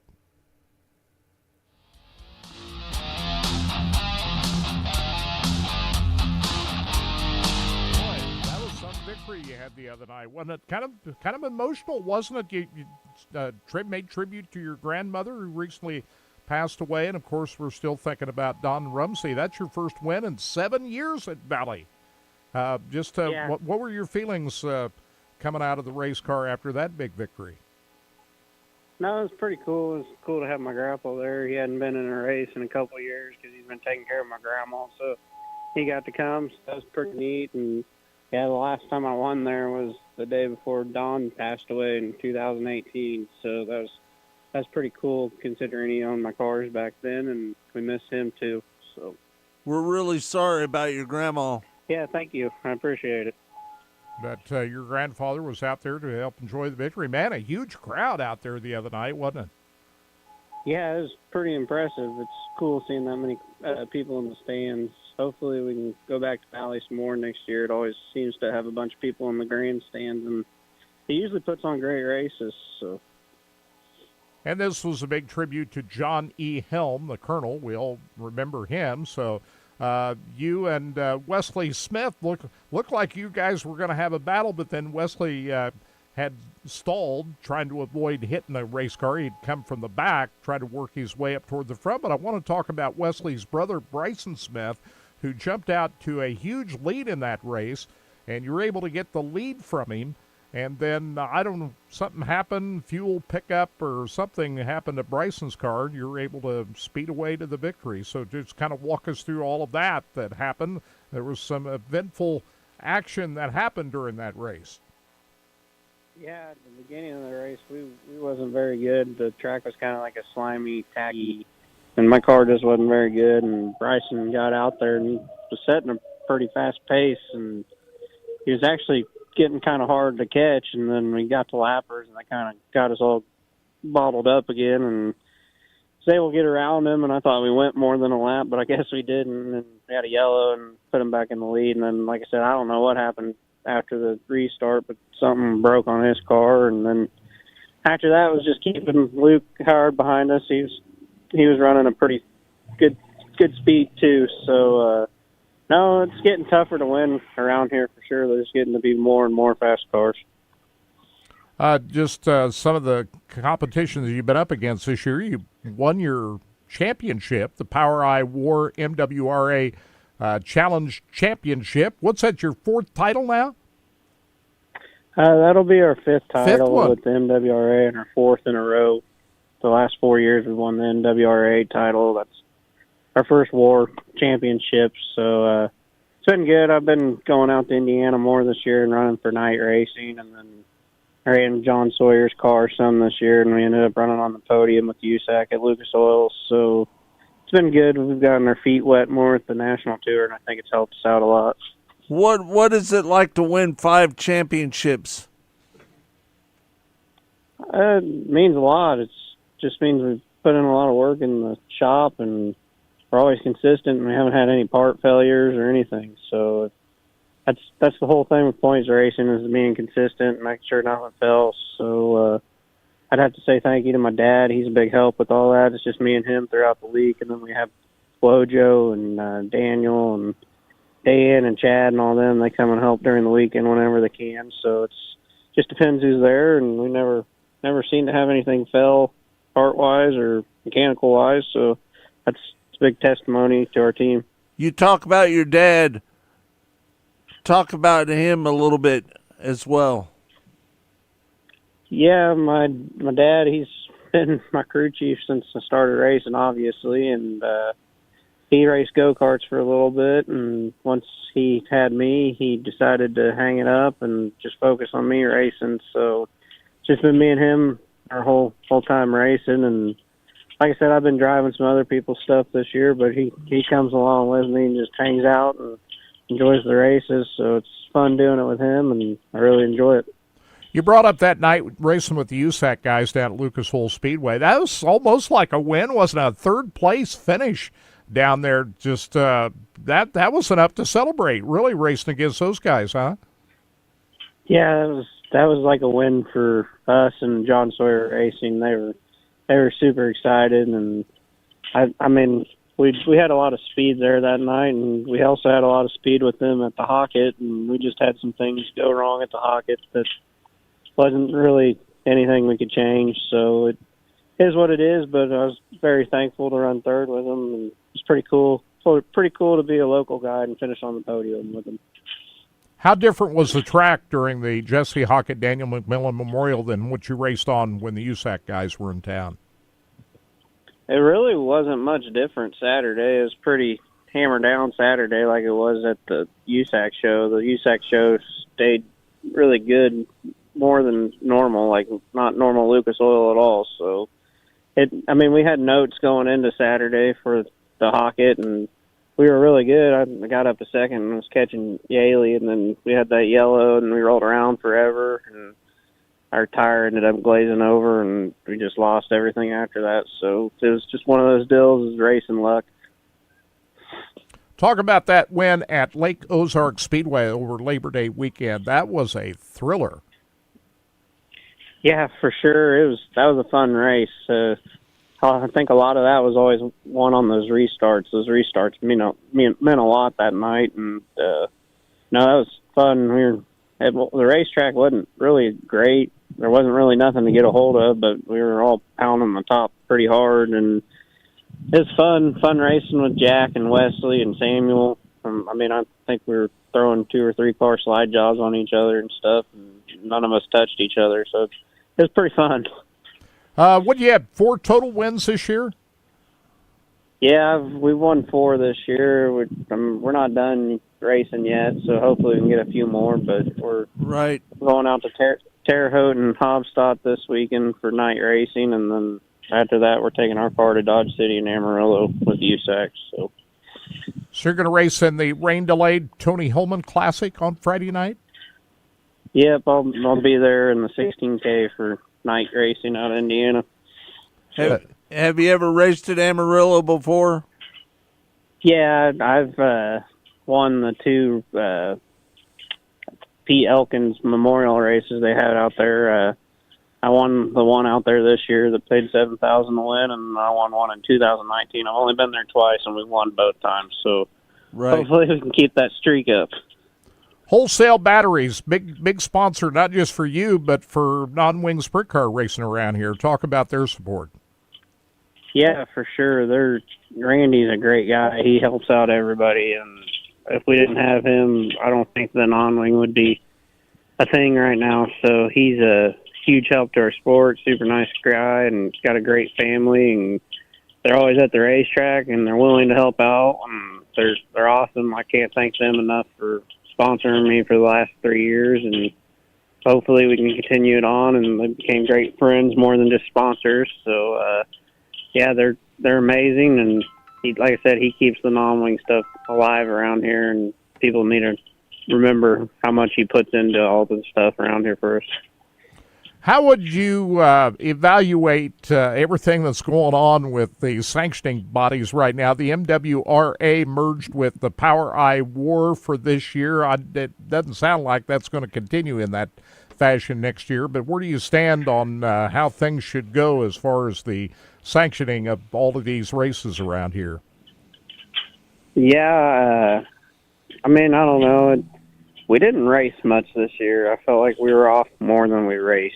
So hopefully next year, I know there's stuff that's already been in the works, and there's a new guy taking over, and I think it'll be way better. And the way it sounds, it's going back to USAC. And to me personally, I think the USAC sanction's a little better, but that's just me personally. And I think it'll be better next year, and I think we'll have more races, and hopefully we get the car counts back up for sure. One thing I like about the USAC is you went to the banquet, to the USAC banquet, honored as one of the champions of USAC. That was kind of cool, wasn't it? Yeah, it's neat that they let you come out there and do that. That's a pretty cool experience because you're just there with all the other champions that won the national tours stuff. So obviously I'll never probably ever have that opportunity to go for a national championship.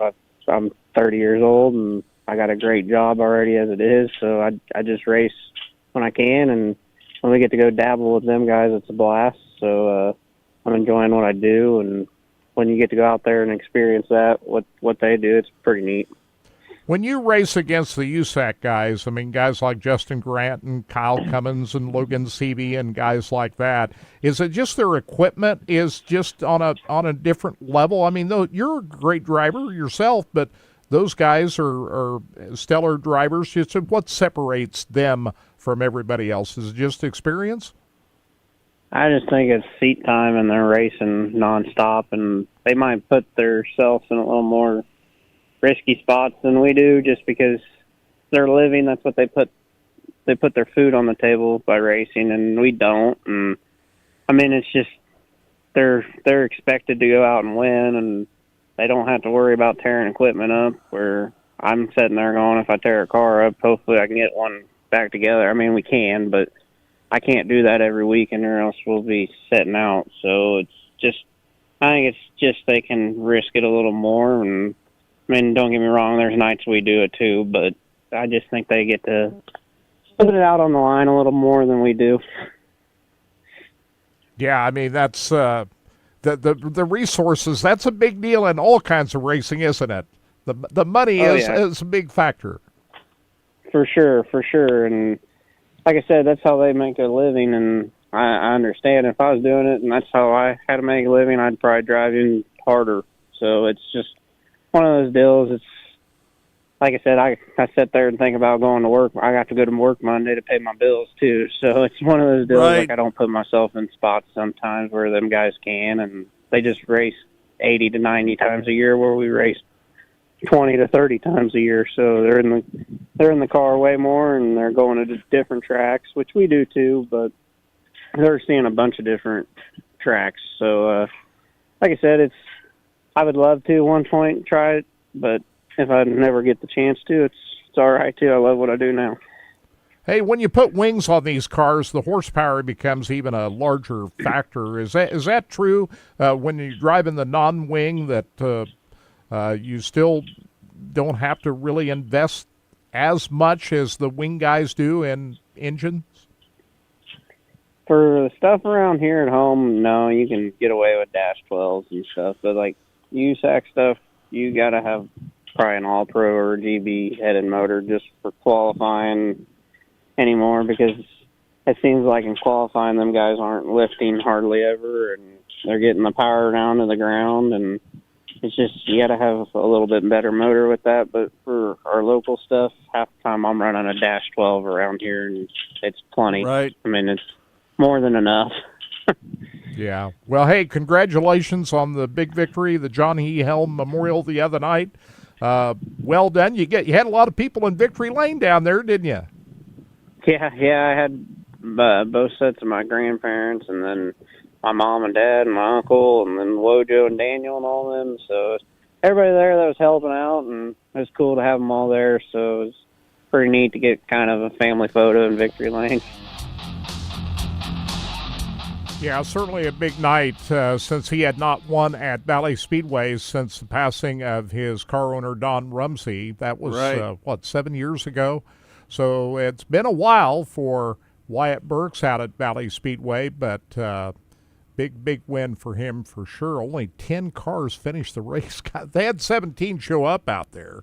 You know, I was surprised we didn't see Jack Wagner there, but he had a prior commitment running in 3:05. You know, anytime you make up a race, and this was a makeup from earlier the year, it's going to affect it. And we saw it at the Tony Holman Classic last night, 21 cars. So these guys set their schedule way in advance, and you're trying to find makeup dates, and it's going to conflict with something, and some of these guys already had prior commitments. But the crowd really showed up big time at Valley Speedway, so hats off to the race fans here in this area. We got a lot of good, diehard, loyal, open-wheel fans in Kansas City, don't we?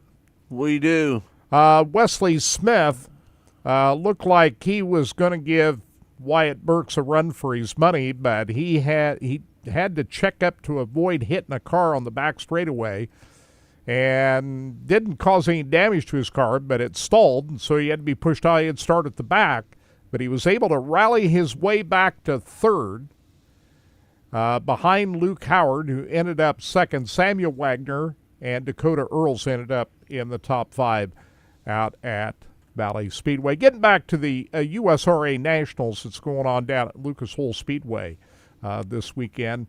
It all started on Wednesday night. Brendan Davis, who won one of the crown jewels of USMTS racing last weekend, the Featherlight Fall Jamboree at Deer Creek Speedway, comes into Lucas Oil Speedway and wins on the opening night of the USRA Nationals in his A-Mod. Other Wednesday winners were Shadron Turner in B-Mods.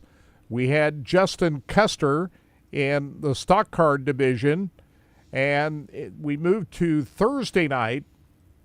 The feature winner was Tyler Wolf in the USRA Modifieds. He's won some big races this year. Chad Clancy in the B-Mods and Jalen Weddingle in the stock cars. Isn't he a regular at Lakeside Speedway? Right. So Jason Weddingle winning on Thursday night. And then last night, it was Nick Bittinger starting on the pole, winning the USRA Modified feature. John Sheets in the USRA B-Mods, and Boone Evans winning in the stock car division. Taylor Donlin winning in the hobby stock class, and the USRA Tuners Cale Hancock. So tonight's a big night. This is when we find out who the overall winners are at Lucas Oil Speedway. So a lot of cars, a lot of racing down there if you like a lot of action. If you like marathon type. Now, this is not quite as big as the Super Nationals at Boone in terms of car count and so forth, but this is USRA's version of that, and they have a great facility to run at. So if you're interested in watching the weekly guys run, tonight is the night, and down at Lucas Oil Speedway. Hey, I have some sound from Ryan Ragland last night. He spoke with the second and third place finisher. We heard him interview Dennis Erb Jr. earlier in the show, but last night he did kind of a joint interview with the second and third place finishers, Dustin Sorensen, and the third place finisher, Brian Shirley. They call him the Squirrel. The first driver you'll hear from is Brian Shirley, and here's Ryan Ragland's interview with the second and third place finishers at Humboldt last night. Not very often in Victory Lane do you get second and third place at the same time, so I'll just let you guys kind of do a little discussion.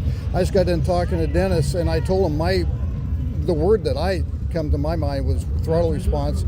You guys were just, working the throttle tonight was really, really huge. Yeah, the biggest thing was that you just had to know when to get on the gas. For like coming off 2, there was a really good grip spot, so you had to make sure that you got in there and got the grip, and then same going in to 3, he lost his check. There was a really good grip getting in, but then you had to pedal it off. So you definitely had to make sure you were working the throttle not to overspin the tires. And Dustin, you have a lot of laps from USMTS and Modifieds. Have you ever seen Humboldt just kind of stay slick like this for a while? Yeah, when this place gets slick top to bottom, it's really good. But just like Brian said, there's kind of like a little strip of mud around the bottom there. if I hit it with my right front real good, it would just kind of carve right around the corner. And then, like he said, you had to pedal it off a 4. But yeah, it's just the cards we were dealt tonight, and lucky for me, I started up front. It's kind of interesting because some guys were trying to go up high. You couldn't quite tell if it was going to work or not, but it was like you had to try something. Yeah, I mean, listen, I knew Dustin was going to try it on the last lap, so I was like, I'm going to try and do my best to see if I could snag him, because obviously, he's seen I was trying to work Dennis when I was running second, and it's just something you got to listen. It doesn't pay to run second. We're all here to win, and Dustin, I know he'll feel the same way. It's just second's nice, but you got to get the W. Man, Dustin, we hit 81 Speedway. That place pretty well too. Yeah, I got a lot of laps around that place too. Been there once in a late model, and it was pretty fun. So I'm really looking forward to tomorrow night. Showing by Dustin Sorensen, the former USMTS modified champion. That's got to be his best finish in a late model, I would think, at a track he's pretty familiar with. He's raced many times there in a modified. And, of course, Brian Shirley, his biggest win this year is the Prairie Dirt Classic at Fairbury Speedway earlier in the year. So great finishes by those two guys. Ryan Ragland on the phone right now. You were there last night.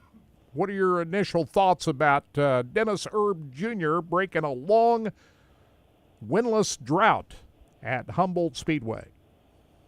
Well, like Danny Kozlowski, the bottom feeder, stayed on the bottom, took advantage of a break, and got the win.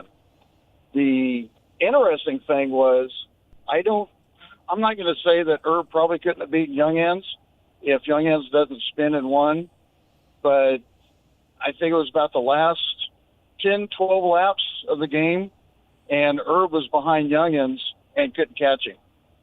And Young Ends was tail of the lead lap after his spin.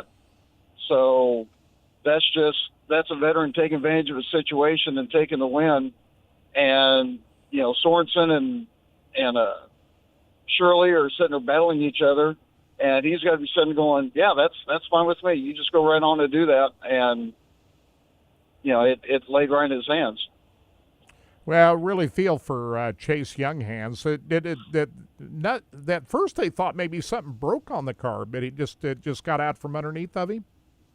Yep, he had a lap car ahead of him, and he was going to go on that second groove, and I don't know, I guess he didn't get it pointed down into the corner the right way or whatever, and he was on the binders, and the back end just came around on him, and I'm standing in 3 and 4 with one of the Rule of Outlaw workers and some of the photographers, and a caution comes out, and we look out and see the Jumbotron that Rule of Outlaws has, and we look at it, and then we look at each other seeing it Young Ends like, what happened? And then watch the replay, and he just got in too hot, and the back end came around. It was interesting, like I asked Dustin, that Humboldt never stopped being slick. There were strips of rubber, but it never really took. They were working 3 and 4 after hot laps and trying to get it tilled up a little bit, trying to get some moisture to get out of there or something.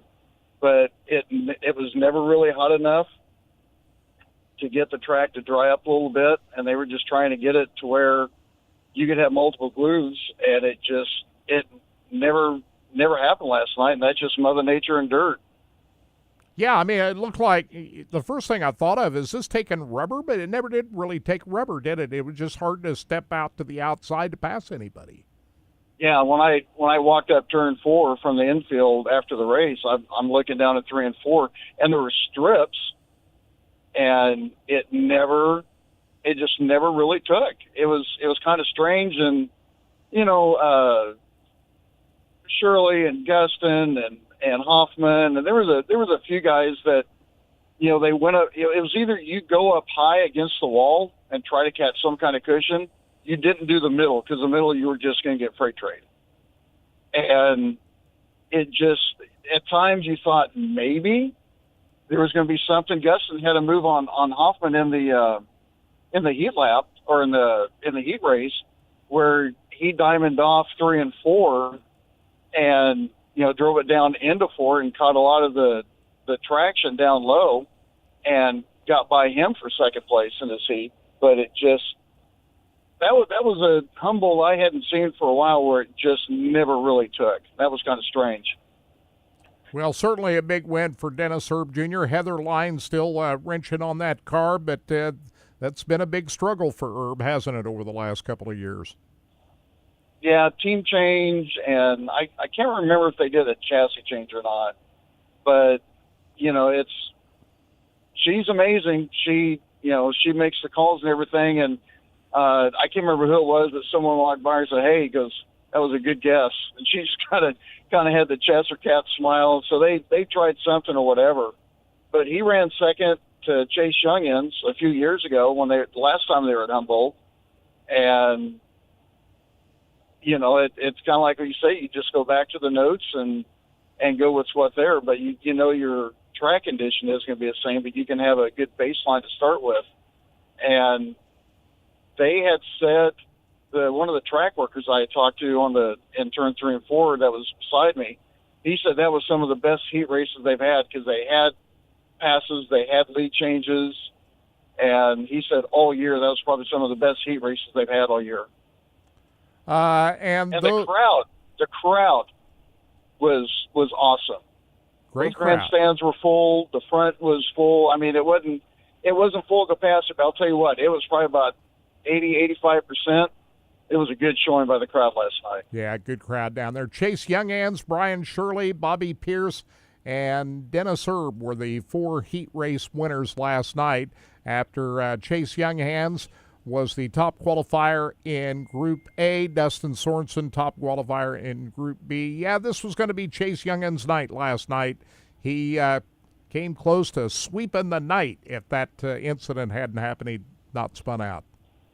Yeah, and you talk about a guy that he doesn't run a series.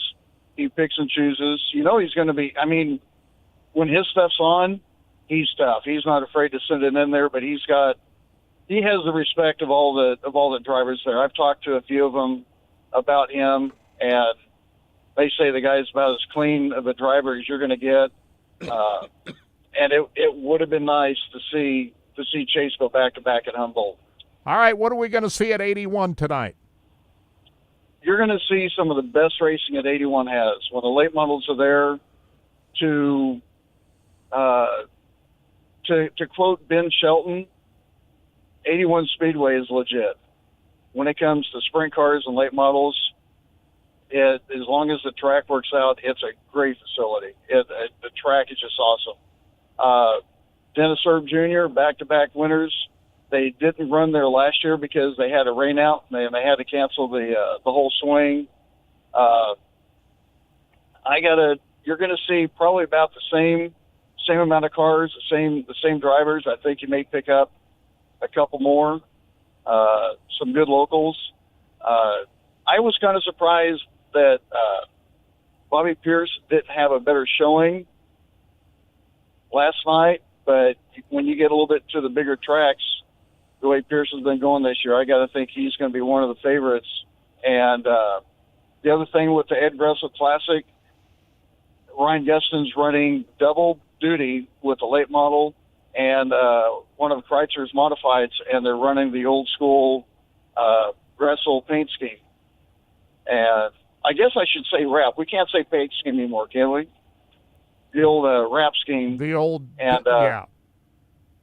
Gil blue and silver. I should have taken a picture of it last night and sent it to Todd, but I didn't. But it's when you see Ryan Gustin running a Gressel scheme, right? It just goes well. And of course, he was a longtime driver for Ed Gressel. And that would be a big night if Ryan Gustin were to win that tonight. Oh, if it would be if you're gonna see Gustin determined tonight, you're going to see it. It doesn't matter if it's going to be in the modified or the late model. As long as he can get in the late model and he can get a good qualifying, he's going to be tough. He knows that track well. It's comfortable. I think that it was when they were there, a few years ago, it was him, Brian Moyer, and I can't remember who won. I think that might have been when Erb won. and Justin was battling top 3, and it just looks like that track suits him. So it's going to be interesting to see what he can do double duty. Glad to hear there was a great crowd at Humboldt last night. We appreciate you being down there to cover it for us, and thanks for the interviews, and look forward to seeing what happens tonight down at 81 Speedway. I'm looking forward to it. I'm headed to a grandson's football game for a little bit. Then I'm going to head down there and do some walk around. I'm probably going to try to get with Brian Shirley and talk a little bit about the Prairie Dirt Classic and driving a late model into the bank teller. Yeah. That's got to be fun. Yeah, he's had a great year so far, no question about that. Ryan, thanks a lot. Appreciate it. All right, take care, guys. All right. Nick Hoffman came through with an 8th-place finish last night, Scott. Right. We had him on our show earlier this week, and he is, driving the number 9 car for Ty Tworog, and he's second currently in the World of Outlaw late model point standings. He is currently 124 points back of Bobby Pierce. It's over. Bobby Pierce is going to be the champion.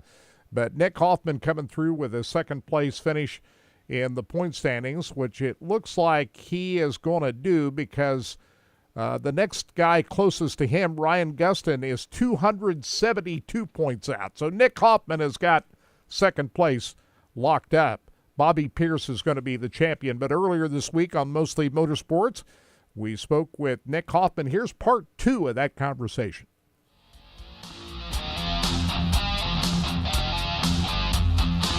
Nine feature victories this year, 5 of them in the World of Outlaws. What are some of the highlight wins this year that stick out in your mind? Yeah, Mississippi Thunder was really neat. That race was supposed to pay $75,000, and we got rained out the first day, so they had to cut the purse. But still $35,000 on Saturday, and was able to get that one. That was really cool. Winning at Volusia this year, I've been so good there in my modified days. In the last 2 years, been able to win a late model race, which kind of I feel like puts me over the top as far as, everybody's like, oh, it's just this modified guy that can win at Volusia. And now I've been winning in a late model. It means a lot more. So those are 2 pretty cool ones. This past weekend at Brownstown was my first Lucas win. So that was really cool for me. I've raced a lot of Lucas races and just fell short quite a few times. And this past weekend to be able to finally get that first one definitely means a lot. You didn't have much time to celebrate. It was on a Friday night. You had to come right back and run a 100-lapper on Saturday night. How did you celebrate that big win?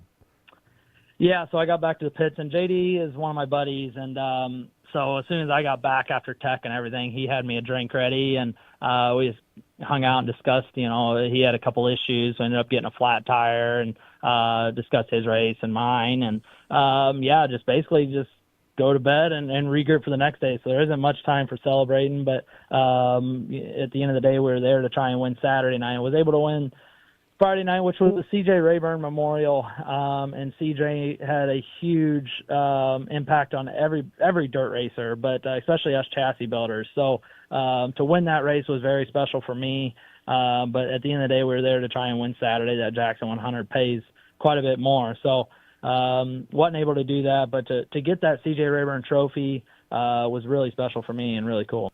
We're getting down towards the end of the season here. Not too many races are left. You're second in points right now. Do you even think about points at all at this point? Yeah, I mean, you definitely look at it. If anybody says they don't look at it, they're lying to you. But, right.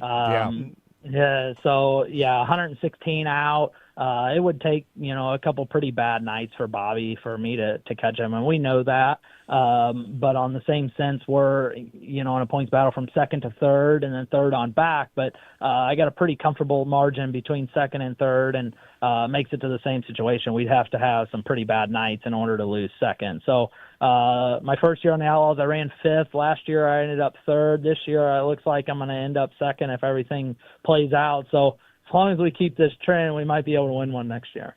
You're going to the Boot Hill Speedway before you head home. How big is that? You're racing in your own backyard of the World Finals coming up in November. Yeah, and I really like Charlotte. I hate racing in the South. I make that pretty clear that I don't really like red clay racetracks, but Charlotte has always been good to me, and I just really like the place. Obviously close to home, 20 minutes down the road, so I'm able to sleep in my own bed at night. Makes a big difference, but it's just a really good racetrack. As far as a southern red clay, typically can widen out, and I always say anytime we can race with sprint cars, the racetrack gets better. They can widen the racetrack out typically more than any other support division or any other class. So to race with the World of Outlaws is really neat, and even the big blocks. But I look forward to it. It's definitely a race that's circled on my calendar, even though it's at the end of the year. It's really neat. We get to race Eldora with the Dirt Track World Championship here in a couple weeks, and look forward to that one. But that kind of gets us geared up for Charlotte and these bigger racetracks. So let's talk about Eldora Speedway just a little bit. As you mentioned, the Dirt Track World Championship coming up there. What makes that track so special? Yeah, just the prestige. Earl built it to what it is today, and Tony, just massaged it just a little bit. And now that the Dirt Track World Championship's there, the Lucas Oil Championship comes down to that race, and I've been running good there. Ran third in the World and the Dream. Had a shot at my prelim night at the World here, and ended up getting the nose tore off. But it's just it's a prestigious place. Everybody wants to win there. The Dirt Track World Championship has bounced around from quite a few different racetracks, but I think it's found its home at Eldora. It's just that place is very special, and for their championship to come down to Eldora, I feel like there's probably no better place. So really cool. Then for me, just go there. You can never get enough laps at Eldora. We're always trying to learn stuff to go to next year for the Dream or, whatever races we're going to run there. But you can never get enough laps. That place is just so different and takes a different package than kind of anywhere else we go in the country. And that's why you see guys that dominate that place. They just figure it out and get their notebook to where it needs to be, and they can fine tune on their cars. I mean, Scott did it for how many years? Billy did it. And now you got JD pretty much owns that place. So just try and keep chipping away at it and try and make our package a little bit better that maybe we can get one of them crown jewels. Some of these guys like special cars just for Eldora Speedway. Jonathan Davenport's been doing that for years. Do you have a special car just for that racetrack? Yeah, so JD was kind of the first guy to do that, and my car that I ran really good at the Dream and the World, I finally just set it aside. I ran the Dream, run third in the Dream, and then I started running it with all the Outlaw races, and won quite a few Outlaw races with it, and then brought it back for the World and was really good again. So my car owner, he sells parts for a living. He's like, listen, we can buy more parts, so you need to just set that car aside. So it's sitting in the corner with all the shocks and springs still on it, like it's ready to go. So we'll bring it back for the Dirt Track World Championship, and it'll sit again until the Dream. So yeah, is it something that is necessary that you have to have an Eldora car? No, it's just a matter of these races probably mean more than any of them of the year to try and get one of them trophies. So we probably should give our best shot at it, where we ain't got to take a chance with a car that's already got 60 races on it or a motor lapped out or whatever. You got to bring your best piece possible there, and everybody knows that. So better off just setting a car aside and have one racetrack for it. Nick Hoffman joining us, North Carolina native, here racing last night at Humboldt, tonight at 81 Speedway. Appreciate him joining us. This coming Monday, we're working on Rico and Aaron Reitzel as our guests. Hopefully get that confirmed here in the next day or two. Hey, I want to talk about last night's World of Outlaw race at Williams Grove Speedway. Chase Dietz winning the feature event last night, but there was an incident during that race last night that was pretty scary. And that is when Darren Pittman got sideways on the back straightaway and Dazen Persley hit him hard. That was a tough hit. And fortunately, both drivers were able to walk away. But anytime you see a car sideways on the racetrack, it's a pretty scary situation. You got you're left vulnerable, and Dazen Persley hit him. And that was the biggest incident of the night. It looked like Carson Macedo was going to be checked out I mean, he had a big lead in this race. And then lap traffic came into play. And lap traffic at Williams Grove Speedway can be really tricky. And as Carson said at the end of the race, I wish we had rear view mirrors in these cars. Well, they don't have rear view mirrors in sprint cars. I mean, just sometimes when you're the leader, especially at a place where lap traffic comes into play, it's kind of hard to go where you're supposed to go because you don't know who's behind you and what they're doing behind you. And it played into the hands of Chase Dietz last night as he was able to win, holding off Lance DeWeese and Danny Dietrich. You know, the thing about these PA guys, Williams Grove Speedway is not your normal racetrack. You have to know what you're doing to get around that racetrack. And all those PA guys just got a lot of experience out there running that racetrack.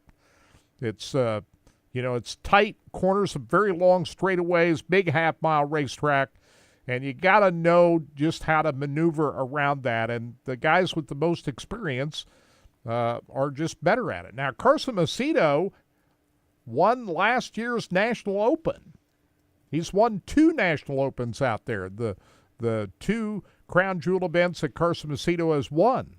He won it in 2021, and he won it again last year. So it's not like he doesn't know how to get around Williams Grove Speedway. But Chase Dietz, who's had a great year, was just able to find his way around him and able to hold off Lance DeWeese for the finish last night at the preliminary night of the National Open. So who's your pick to win tonight? Who do you think's going to win? Donnie Schatz, don't pick him because he didn't run good last night. He was running Jason Side's car, and he didn't qualify for the A-Main. He was not in the didn't even have a provisional to start in the A-Main. So I am going to pick, I think I'm going to pick Lance DeWeese to win his 6th National Open. What do you think about that? Right.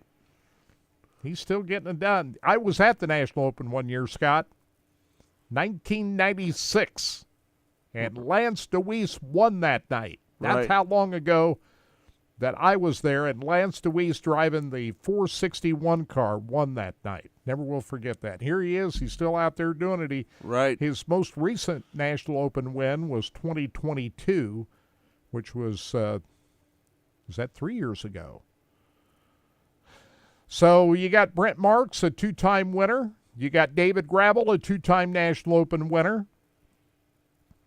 He has a big point lead right now. David Gravel is 148 points ahead of Buddy Kofoid. This thing's about over, isn't it? Gravel's going to win his 2nd straight championship.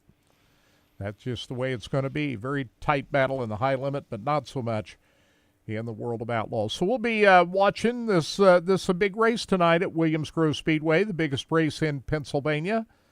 And we'll see who walks out of there with the $75,000 top prize. Right. National Sprint Car Hall of Fame and Museum. You can't see the Manzanita Speedway exhibit anymore because that ended on October the 1st. But what you can do is sign up for the new Corvette that's going to be given away in August of 2026. This is it's a white car. A white Corvette. Red interior. With red interior. That looks sharp, doesn't it? Pretty hot with black, so it's white on black. So, is this, I haven't seen the specs on this one to see if it compares to the one. Remember, the one last year was 1,064 horsepower. This thing is. Does this have the same? Well, I'm just going to tell specs? you, I know the price tag on this thing's $136,275. Right. The sticker price. Yeah. Standard is $128, but with all the options, it's got the $136,000. So, what's the invoice price? I don't know. But I just know the standard vehicle price was $128, but with all these options that they added onto it, you got $136. So you got almost another $12,000, $13,000 in options there. So what do you think your car payments would be on a vehicle like that if you Right. put down, say, how much would you have to put down on a car like that? quite a bit. 20,000. 20,000. I can't do the math. But Those things have 21-inch rims on the back and 20-inch on the front, Scott. different size rims on the back than the front. Magnetic selective ride control.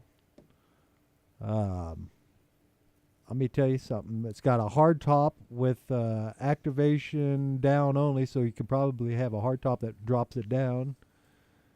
It's pretty darn cool looking, man. So, like you said, it's got a gas guzzler's tax on there. You Kirk. spend $13,250 more in fuel costs over 5 years. Yeah, they have a gas guzzler's tax they've added. You see that? Very, very top up there. $3,000 gas guzzler tax. Now, what's that mean? You spend $13,250 more in fuel costs over 5 years. Why is that? What's that mean? It means it's a fast car, probably. Right. You're only getting 14 miles to the gallon in this bad boy, so just know that when you're driving this thing, if you're wanting to save fuel and save money, this is probably not for you. Yeah. But it's if a you beast. win the car, They're you giving can you- sign up for it. You don't have to worry about car they're- payments and they're giving all you of that. $20,000 to help pay for Yeah. for your taxes. So it's a good looking car, guys. I told everybody, if you have this white one like this, guys, you could also get it wrapped. So like if you have a special occasion, you could go in and get things wrapped on it, you know, and that's what a lot of people do with a lot of these newer cars. It protects that paint, but that'd be a pretty cool one to have right there. Cruising And down it the can road. be yours. All you got to do is go to winacorvette.org and get registered for it. They're going to draw for it next August. They've also got a sprint car that they're going to give away. They do this every 2 years. It's going to be December of 2026 is when they give away the sprint car. That's a race-ready sprint car, 410 sprint car. And you can get registered for that by going to winasprintcar.com. And, of course, all the proceeds go to the National Sprint Car Hall of Fame and Museum. That is open 7 days a week. Even though the season is over, you can still go visit the Hall of Fame. They keep changing the exhibits in it all the time. Make sure you check out the gift shop. Is it too early to think about Christmas? Right. They've got It's time to start a thinking lot of great ideas for Christmas gifts. You go to sprintcarstuff.com. Yeah, it's Christmas Check time that out. now, guys. It's October is here. so- Whenever it's October, you start thinking about that. don't you? Well, all I know is if you walked into the department stores this week, once September 30th, October 1st hit, all the Christmas stuff was on the shelves. Walmart, Target, all of them. They got it all out already. So they just bypassed that holiday called Halloween. Halloween. And Thanksgiving. They just kind of forget about those two poor guys. And Right. Santa, Thanksgiving's probably my favorite well, you holiday of the year. get to eat a lot. It used to be my favorite because you used to be able to Because you don't have to buy gifts for anybody. Yeah, you just that's true, enjoy too. family and food. And, lots of food. and football and basketball and Turkey Night Grand Prix and all of that. It's always good time. That is the end of the show, folks. We appreciate you tuning in. Scott, you looking forward to seeing some nitro out there? Yep. Flying H drag strip. Get that. Todd? Get your nose burning. Get your eyes Go watering. down there when they warm up the cars. Stand down there while they're There ain't nothing better warming than it up. There ain't It'll nothing, get you. There ain't that nothing- nitro will get you. nothing like the smell of nitro in the back of your throat, right, Scott? When You gonna ride out there with me, Kirk? Yeah. Yeah, we'll meet up, head out there. We don't have to drive so far for this trip, do we? Yeah, it's a long No. trip for So me. what- You guys, it's a short trip, but Odessa, Missouri, which is about a half hour east of where I live. So, if they get the NHRA back there, I won't have to drive an hour and a half over to Topeka anymore. I See, can that just was drive my- an hour or a half hour down the road. yeah, see, that was my short trip. Yeah, when that was your short Yeah, trip. I only had my shortest trip is Kansas Speedway and Lakeside Speedway. I'm so close to the Speedway that I can go home, Scott, and I go home after. So I went out there and covered all the pre-race festivities, took care of all that and shot the flyover and Right. and the driver info and all that And stuff. you just buzzed home there and, for a few and me minutes. and Kirk watched. We watched. And came back. Yeah, we watched the first stage, and then I went home, changed clothes, watched a little football, got me something to eat. Were you like 10 minutes from the house? 10 minutes, and then changed my clothes, came back. I took off at the end of stage 2, pulled in. Stage 3 was just getting ready to drop, and it worked out perfect for me. Like you said, they start closing those roads down, guys. In that third stage, you start seeing the cones get set up and stuff. So you kind of got to know your way in. I've got me a roundabout way where I can kind of sneak my way in through the back gate and come right on in. But let me tell you, there's no place better than Kansas Speedway about It is the best. getting in and out of there, man. No doubt. The traffic just flies out of there. I mean, the only time that it stops is when people are letting somebody else get in front of them. I mean, it's a continuous flow out of that. To be honest, I don't have any desire to go anywhere else to watch an NASCAR. Well, I know maybe Iowa Speedway, but that's about it. Yeah, and you go to these other ones, and then you realize how great you have it here at home, because I can give you 6 ways to get out of that racetrack, guys, and I can get you onto the highway. And I even told a couple cameramen, hey man, if Parallel and State Avenue are busy, man, just head over to Leavenworth Road. It all connects to 435. You'll be fine. Just can't get lost in Wyandotte County, man. It's just that checkerboard makes it easy to get in and out of there. I know we're spoiled here, you know that. Oh yeah, we're way spoiled. And like so, the Roval this weekend, who wins that? I'm gonna go with. I'd hate to say Van Gisberg is gonna win it just because it's left and right, but I don't know. Maybe he's got to be the odds-on favorite. He's your favorite, but I'm gonna go. I don't know. I hate to say it, Kirk. I may go ahead and pick me. I don't want to say Kyle Larson again, but I think he's got something to prove. I'm going to go ahead and go Hocevar. I mean, not Hocevar, SVG and Bell. That's it. I'm going to pick Blaney. He won the first Roval back in 2018, so that's right. I'm going to go with Ryan Blaney. Who do you think, Scott? Ryan Blaney. You're going to pick Ryan Blaney? I figured you'd pick C. Bell. No. Yeah. C. Bell won this race 3 years ago? Yeah. He's a former winner of the Roval. They've changed the configuration They've changed it a little of bit, this though, yeah. track, haven't they? It's a little different. So we'll watch that coming up. We'll talk all about it on Monday. Hey, yesterday, Corey Heim won the truck race. I couldn't believe that he actually pulled that off after getting caught up in a wreck in the first lap. Yeah. They had to come in. I thought he was done. I thought Corey Heim was done. And somehow he came back. But, Brent Cruz was sailing to the win, and they brought him in for tires. Why did they bring him in? He should have stayed out on the racetrack. They talked like maybe he was running out of fuel. But he I didn't. don't know for sure if he was running out of fuel, but they brought him in for 4 tires. And, of course, Corey Heim stays out on the racetrack. And I thought that's it. It's over. What channel? When was that on, Kirk? It was on like 2:30 in the afternoon yesterday. That's why I missed it. It was on FS1. Yeah, well, I was looking for it, but it was already over with. It was already over. I ain't kidding you. I danced. A rare Friday afternoon race. I Because danced. they don't have lights all the way around. Oh, I got right. You. I got. They You. got lights around the whole racetrack, but just not not over certain parts of the infield. Gotcha. So that's why they couldn't run it Well, at man, night. I looked all over for that race, and I was searching and searching. His 10th win of the year. Can you believe that?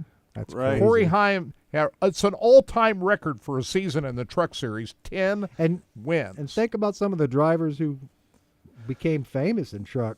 To have 10 wins like that. He broke Greg Biffle's record of 9 in 1999, and I think Skinner won 8 races one year. Some of those guys back in the first few years, that's all those guys, Skinner and so here's Crawford. another chance for a 10-time winner. Connor Zilic goes for his 10th win in the Xfinity race today. Yeah, that's who my money's on. You today. can watch that on the CW network. I think that starts about 4 o'clock in the afternoon, something like that. Yes, sir. We'll watch that. I saw some Dale and Junior and some of those guys talking about they're I don't know. Some people are kind of worried that the NFL is such a big elephant in the room that maybe NASCAR should try. Ratings are down.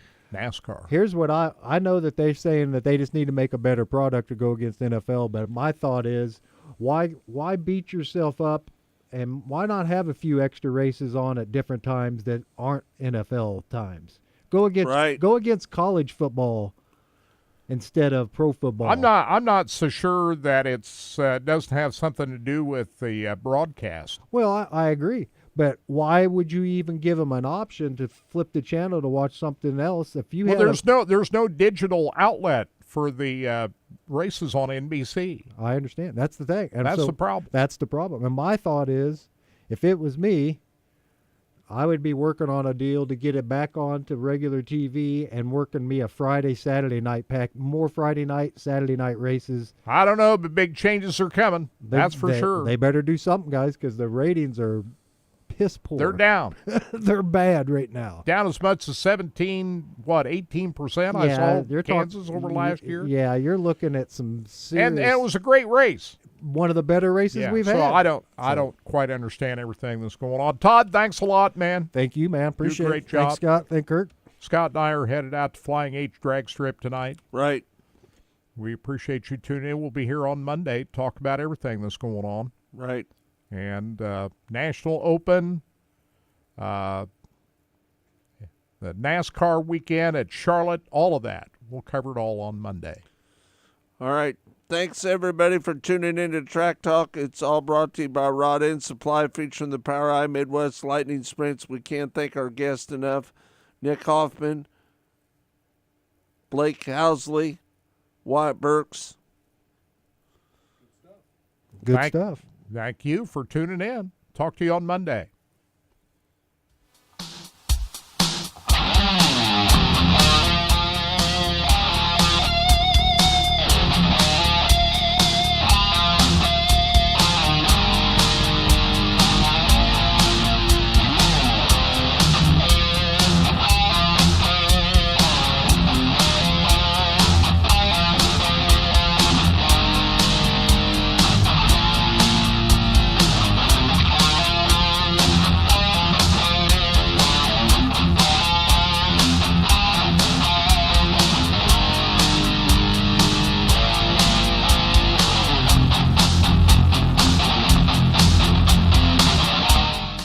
Go harder, faster, stronger with Rod End Supply. Whether you are running industrial, farming equipment, or a race car, Rod End Supply has the assortment of rod ends, radius rods, and specialty products that will help you lead the field in performance. Our superior design means our rod ends last longer and perform better, giving you the edge on the track and saving you money. Contact Rod End Supply or order online today at rodendsupply.com. We don't just sell them, we race them. rodendsupply.com. Serving the racing community for over 30 years.